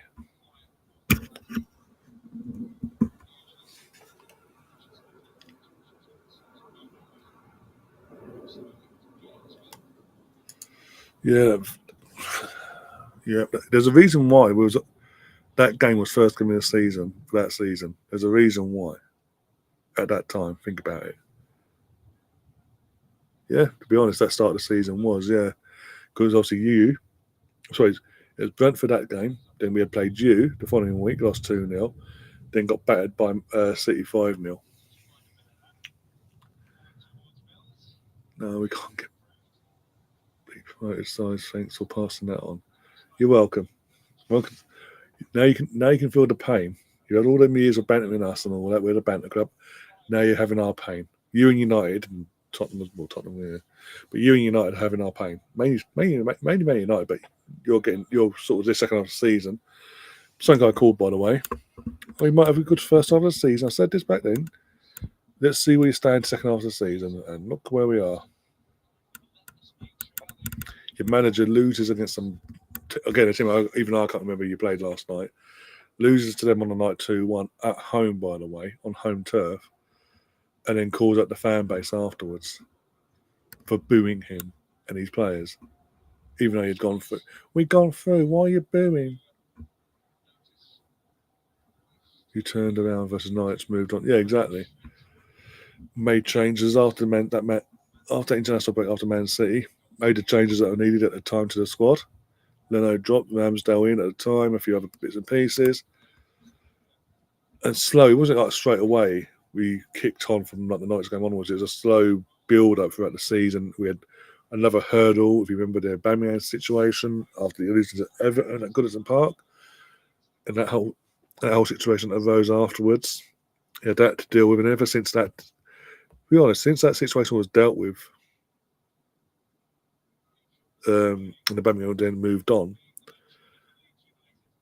it was that moment in time where we've actually proper kick-started and moved into the direction where we are nowadays, where we're in the semi-final of the Champions League. Who'd have thought? Exactly. When the manager blames fans, there's no coming back from it. No, there isn't. There's also no coming. It's not just that. It's what a couple of months ago, the whole Sanchez debate, throwing his own, literally, in the press conference for, I think it was going to the Man City game at the Etihad, throwing other players, naming and throwing other players under the bus that hadn't stepped up in his eyes to the levels they should be, and they get protected. So I'm going to protect Sanchez. Fucking that's fucking worked out well, hasn't it? Or this be Firpo? Or there's no one there to fucking attack it. I get what he's trying to do. Catch him off guard. Oh my god, it was 2-0. What a goal that would have been. Tom would have hit the roof and that gone in. Oh my god, hit the post. It didn't go back in. It didn't go across the line the way it should have. See, I can be fair, Gavin. It up. All right, I'll pass it on to Gav. Oh dear. But I said this in the summer. I even now, I will remind you. I told you, don't get carried away with Maresca. Wait till Christmas, see where the land lies from now on in.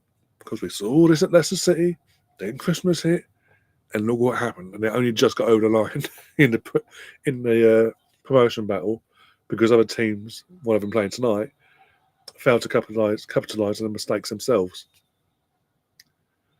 Leicester fans were actually ecstatic to see him go, and that says a lot, because then who came in to replace him afterwards? I'll be honest, even if Chelsea, you guys hadn't come in for him and he stayed at Leicester, Leicester would be no better off with him there. So does affect. Again, it's because, you know what it is? Because what was it? When you sacked Poch, apparently when you put out the search for a new manager, sorry, it was put out as one of the requirements had to be to play the Pep Arteta way. To be exact in terms of mindset, the exact same mindsets of Pep Guardiola and Mikel Arteta. That's just asking for trouble when you're looking to copy to the top two teams for them for the last couple of seasons. At that point, one of them has won a treble recently, done something that no one else has ever done in Premier League history, and won 4 times in a row. A team that's up and coming, and built ourselves to the point where we're at. But also we have a legacy historically anyway. And you're going, you must be like Pep and Mikel Arteta. And it just so happens they hire someone who worked under them both. Who worked under Pep as obviously as one of his assistants, and a fellow assistant with Arteta when Arteta was there. Even McKenna, come on. It tells you the levels. And this is what I say about when he had Roman there before. Byron Avram Grant, 7 minutes of injury time, by the way, because of the stoppage, mainly. 7 minutes of injury time for Leeds to hold on or get that second and kill this game off. But when Roman was about, Byron Avram Grant, and then obviously falling, and then Roberto Di Matteo falling into his lap, the way that did in the end, back in that part. Barring that, Roman always hired what he considered was the best of the best, the best of the best, in terms of the best manager possible. The one time he didn't do that was obviously AVB. He tried to do the young, exciting route. Didn't work after a few months, sacked him. Di Matteo fell into that game, and obviously he won the Champions League, gave him the job. A few months later, played some good football, had a bad results in the Champions League, got sacked. And was it Rafa came in? But even then, at that point, Rafa was considered one of the best managers in the world. Obviously, didn't suit obviously the history and all that with Chelsea, Liverpool, and all that. So that was a bit odd, but still went down that route. Whereas under this ownership, there's no ideology in terms of where they want to be at, in terms of who they want their manager to be. Well done, Leeds. Okay, now you had inherited Tuchel, just won the Champions League a couple seasons prior. Sack him after a bad start to that season. Sacked him, brought in, and then went straight from that to a project manager. And you basically did your own version, basically of what United did when they hired David Moyes. Prospect manager, 6-year contract, off you go. Gave him 8 months, he was gone. Brought back Frank Lampard, base for the back end of that season. Almost got relegated by one win. Oh my god! I just stayed up that season in the end, which is mental when you think about it. How long it took to get to 40 points at the penultimate weekend? Literally, it was like the penultimate weekend of the season. You got the 40-point mark in the end. Then Poch is Poch. You can go. He's got experience in the Premier League and all, but again, it's a Chelsea Tottenham thing. That was a screaming for trouble. Everyone knew with Poch, anyone with a brain knew with Poch, that if he had a bad run of results at any point in that season last season, Chelsea fans will be all over him basically. Yeah, Oxford are starting to wake up here. This ain't good. But basically, we knew that was going to be the case, and obviously, and then he wanted to keep certain players that the club wanted to sell in terms of Gallagher, and then because they wanted to sell Gallagher no matter what, Potts loses his job because he didn't want to sell him. He liked Gallagher. He wanted part of his plans going forward. And you go and hire another project manager like you do with Potter this time. And again, even though you're in and around the European spots currently, you could say he's got to be on the if not either the same level as Potter or worse in the long run. Is what it is, though.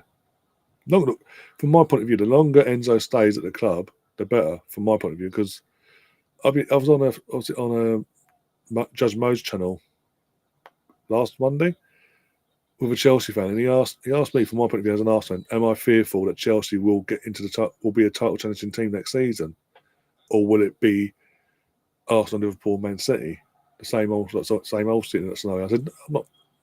It will. I said I'm not scared of Chelsea at all. It will be the same old. I'm honest. I'm saying it now. It'll be the same old in terms of the top three. In terms of the three teams you think will go challenge for a title will be the three teams going for the title in terms of us, City, and Liverpool. Other than that, it'd be the best of the best after that, fourth onwards and all that. Unless City have another nightmare season, and it's just to be us and Liverpool basically. Either way, I don't see, as we speak, right here, right now, I do not see Chelsea being a threat in a competitive sense for the title with Arsenal and Liverpool. I don't see, until your club starts operating properly in a way that would have me concerned. I'm not going to be concerned. I'm going to be honest with you. Who's out there stupid enough to take a job with Glasner? I mean, for him, you see it as an upgrade, so potentially, yeah. But again, it's another project manager, isn't it? That's the thing. You need to go back down the old school route in the moment where you brought the best of the best in. You paid the high wages for the best managers basically to get you silverware, instant success. Not potential success in terms of silverware down the line at some point in the near future. You haven't won. Again, think about it this way. Chelsea haven't won a league title since 2017, right? You haven't been in a title race since, and we're now in 2025. 8 yeah, 8 years. 17, 25, 26, 27. Yeah, so yeah, 8 years as it stands. End of the season will be 8 years since you last won a league title, since you've last competed for a league as well. I don't see you winning a title before the 10-year anniversary.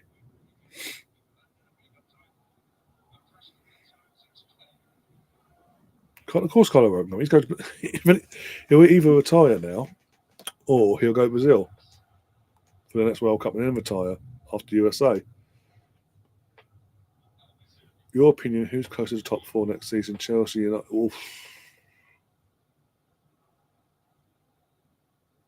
depends on you. It would depend because obviously situations are both in. It will actually depend on the summer window. Come back to me on the eve of the season, and I will answer you honestly on that one. If you're asking right here, right now, I actually haven't got. It's a 50-50 flip of a coin. Because whilst Enzo's there, it's a flip of a coin. If Chelsea want to sack him, either before or after the Club World Cup situation. 7 minutes is up, by the way. We're still playing. If that was to happen, and you brought in a world-class manager, whoever that may be, you'd start favouring Chelsea in terms of changing the top four spots and getting in the top four over United. But right here, right now, it's a literal flip of a coin. Tom's biting his nails. He's literally, edge of his seat stuff. Literally, he's like 2 minutes to 10 as well, but literally about to close up shop as well where he works and be leaving in the next, wanting to leave in the next 10 or so minutes. This should be it now in terms of kicking the ball and it being done.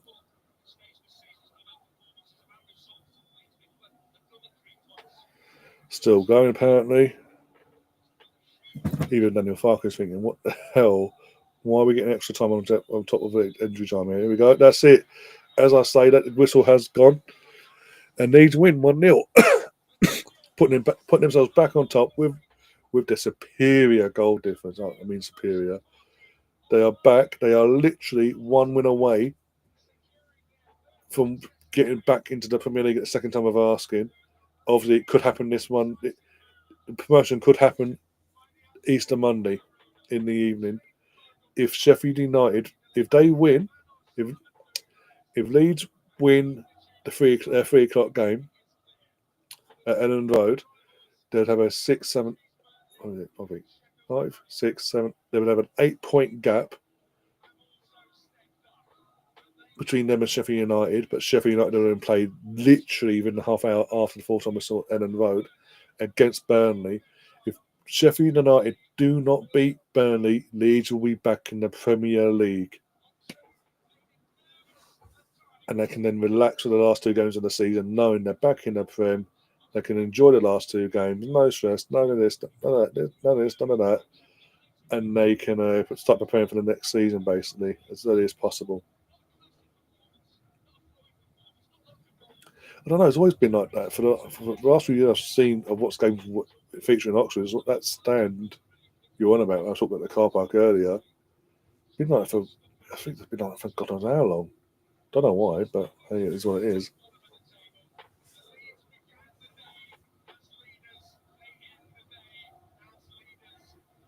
Bloody hell! Yeah, they talk about Tommy Arias. So we're done. What is that? Actual Leeds fans talk about that stand, by the way.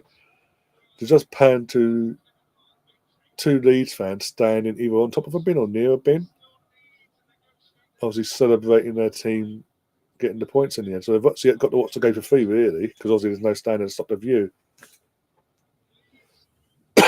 Fair play to Leeds there. Wasn't the best, again, wasn't the greatest performance from either team, but Leeds got the result. That's what matters at this point. Getting the 3 points, got the goal, got the 3 points on the board. Obviously, Rodon got the man of the match, by the way. Joe Rodon got the man of the match as well. But it's getting the 3 points now. At this stage of the season, it's getting the 3 points. And like I say, all Leeds have to do on Monday now is win. And then, as long as Sheffield United don't win against Burnley, Leeds will be promoted back to the Premier League Monday evening.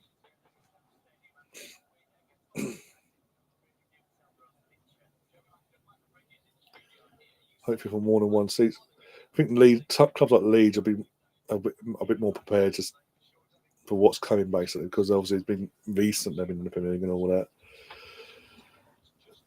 Just tactically, Farke needs to get his head out his arse and learn from mistakes at Norwich, but also Leeds ownership needs to back him and get the squad ready for what's to come in the Premier League, one way or the other.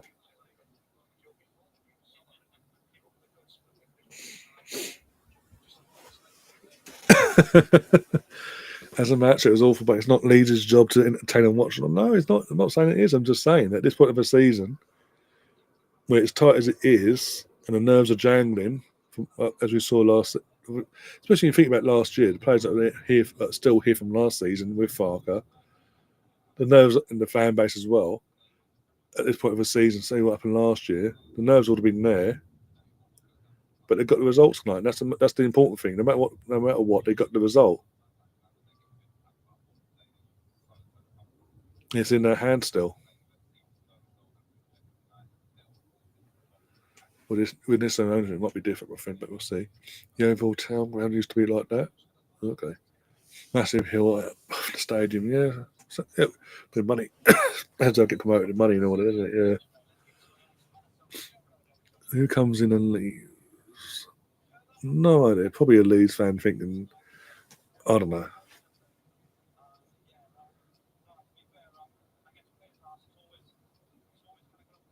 But yeah. It is what it is. Have a look.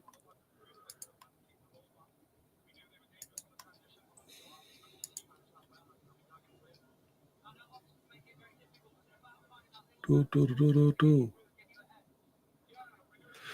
you haven't already, guys, can you please hit that like button as well before we leave and all that, and before we wrap things up? That'd be massively appreciated. By the way, I want to ask, did I upset anyone last Saturday? Because I did the match of the day stream, and only one person liked the stream. I was like, ouch. Who did I upset? I thought that might be a YouTube thing, might sort itself out, but it's not. It's not. It's like, who did I upset last Saturday?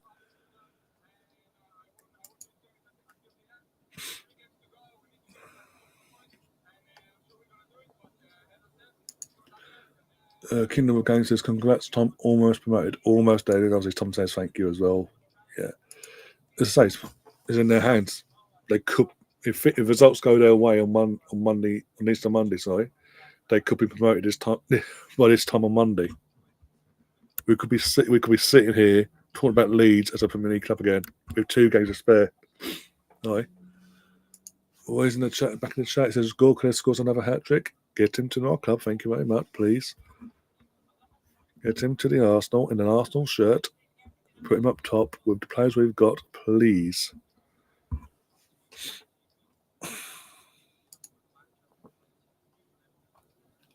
Oh dear.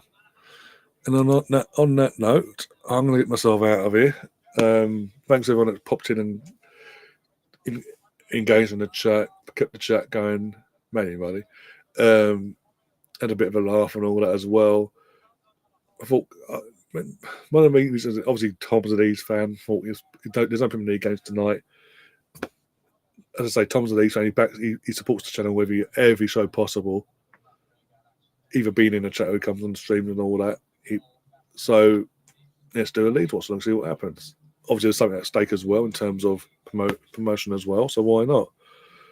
And also because I'm not going to be here tomorrow afternoon, tomorrow lunchtime for the Arsenal women's game. That's going to be Gary and Catherine covering the Arsenal v Lyon first leg. I'll be back tomorrow, but in the evening for the Match of the Day stream. But I thought just to make up for it, we'll do this tonight. And yeah.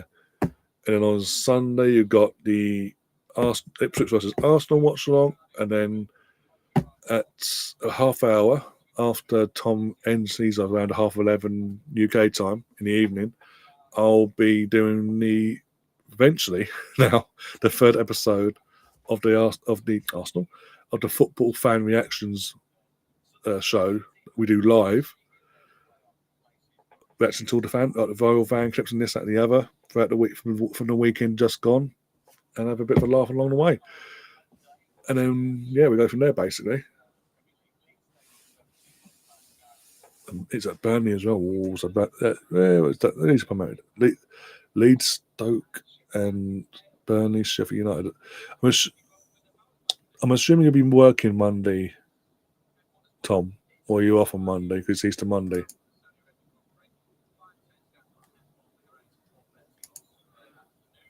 Happy Good Friday. Yep, happy Good Friday back to you, and a happy Easter weekend in general. To all that celebrate Easter, obviously. Not assuming nothing. There he is. He turned up at the end there. Didn't know you was live. No worries, my friend. As I say, again, it's Easter, start the Easter weekend. It's something that's, again, you support the channel the way you do, one way or the other, and your team was played. So there's something at stake in terms of promotion and all that malarkey. So I thought, why not? Why not indeed? No, I'm not working on that. Oh, that's really interesting for you then. What, are you working the entire day or half a day out of interest? Because if it's an entire day, you are going to be... you're going to spend the afternoon on edge. Obviously, if Leeds get the result against Stoke, and then you're going to be like more on edge for the following game then. If the result goes your way that game, you're going to be spending the rest of your fucking day wanting to bounce off the walls in celebration. What a way to potentially celebrate promotion in terms of your team getting promoted, and you can't really go. What you got to wait till you get home. Pretty much all the Armour days. Fair play. Oh dear. We may have to do, if you do get promoted, we may have to do a special show on Monday night, and then what if you're around and if you're available, if you're up for it. Oh yeah, I saw your comment video. I'm XL in the top. XL. Okay, I'll let Liam know as well. See what we can find. We may. Yeah. Let's say I'll let Liam know. We mentioned you last. Talking of you, we did mention you last night because obviously Liam was doing his Cannon and Jonesy show last night, and obviously you got brought up in the chat, invite between them two and then into the chat, and you didn't turn up. So we're thinking, hang on, is he backing out here? Oh no, fair play, Jeff, fair play. But as I say, so tomorrow you're going to have a stream from 12 o'clock midday UK time for Arsenal versus Lyon. But as I say, that'll be Catherine and Gary at the helm for that one. And I'll be back hosting for the Match of the Day later on in the evening, about 10:20, 10:25, give or take, for the Match of the Day stream. And then Ipswich versus Arsenal at lunchtime on Sunday, Easter Sunday. Then late Easter Sunday, I'll be doing the fan reaction show. And then for Monday, I'll let you know on Sunday, basically, how the whole schedule works out next week. Anyway, guys, have a good evening, rest of your evening or day, wherever you are in the world. If you haven't already, please hit the like button, subscribe if you are new. If you want to become a member, hit the black join button. You get your options. You've got two options: a 99p one, I think it's 99p. I can't remember now. £1.99 or £2.99, one of the two. But either way, there's two levels there. The perks are all listed. Pick your poison. It's a month by month basis. and we'll go from there, basically. And obviously, as time goes on, I'm going to start knocking out some membership content as well. Basically, content that will become available to everyone, but initially, members only for a set period of time, basically. Oh, you have to start now, don't you? You have to do things, don't you?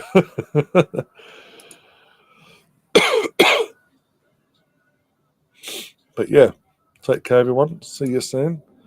And as always, up the Arsenal. Come on, you Gunners. Take it, Liam.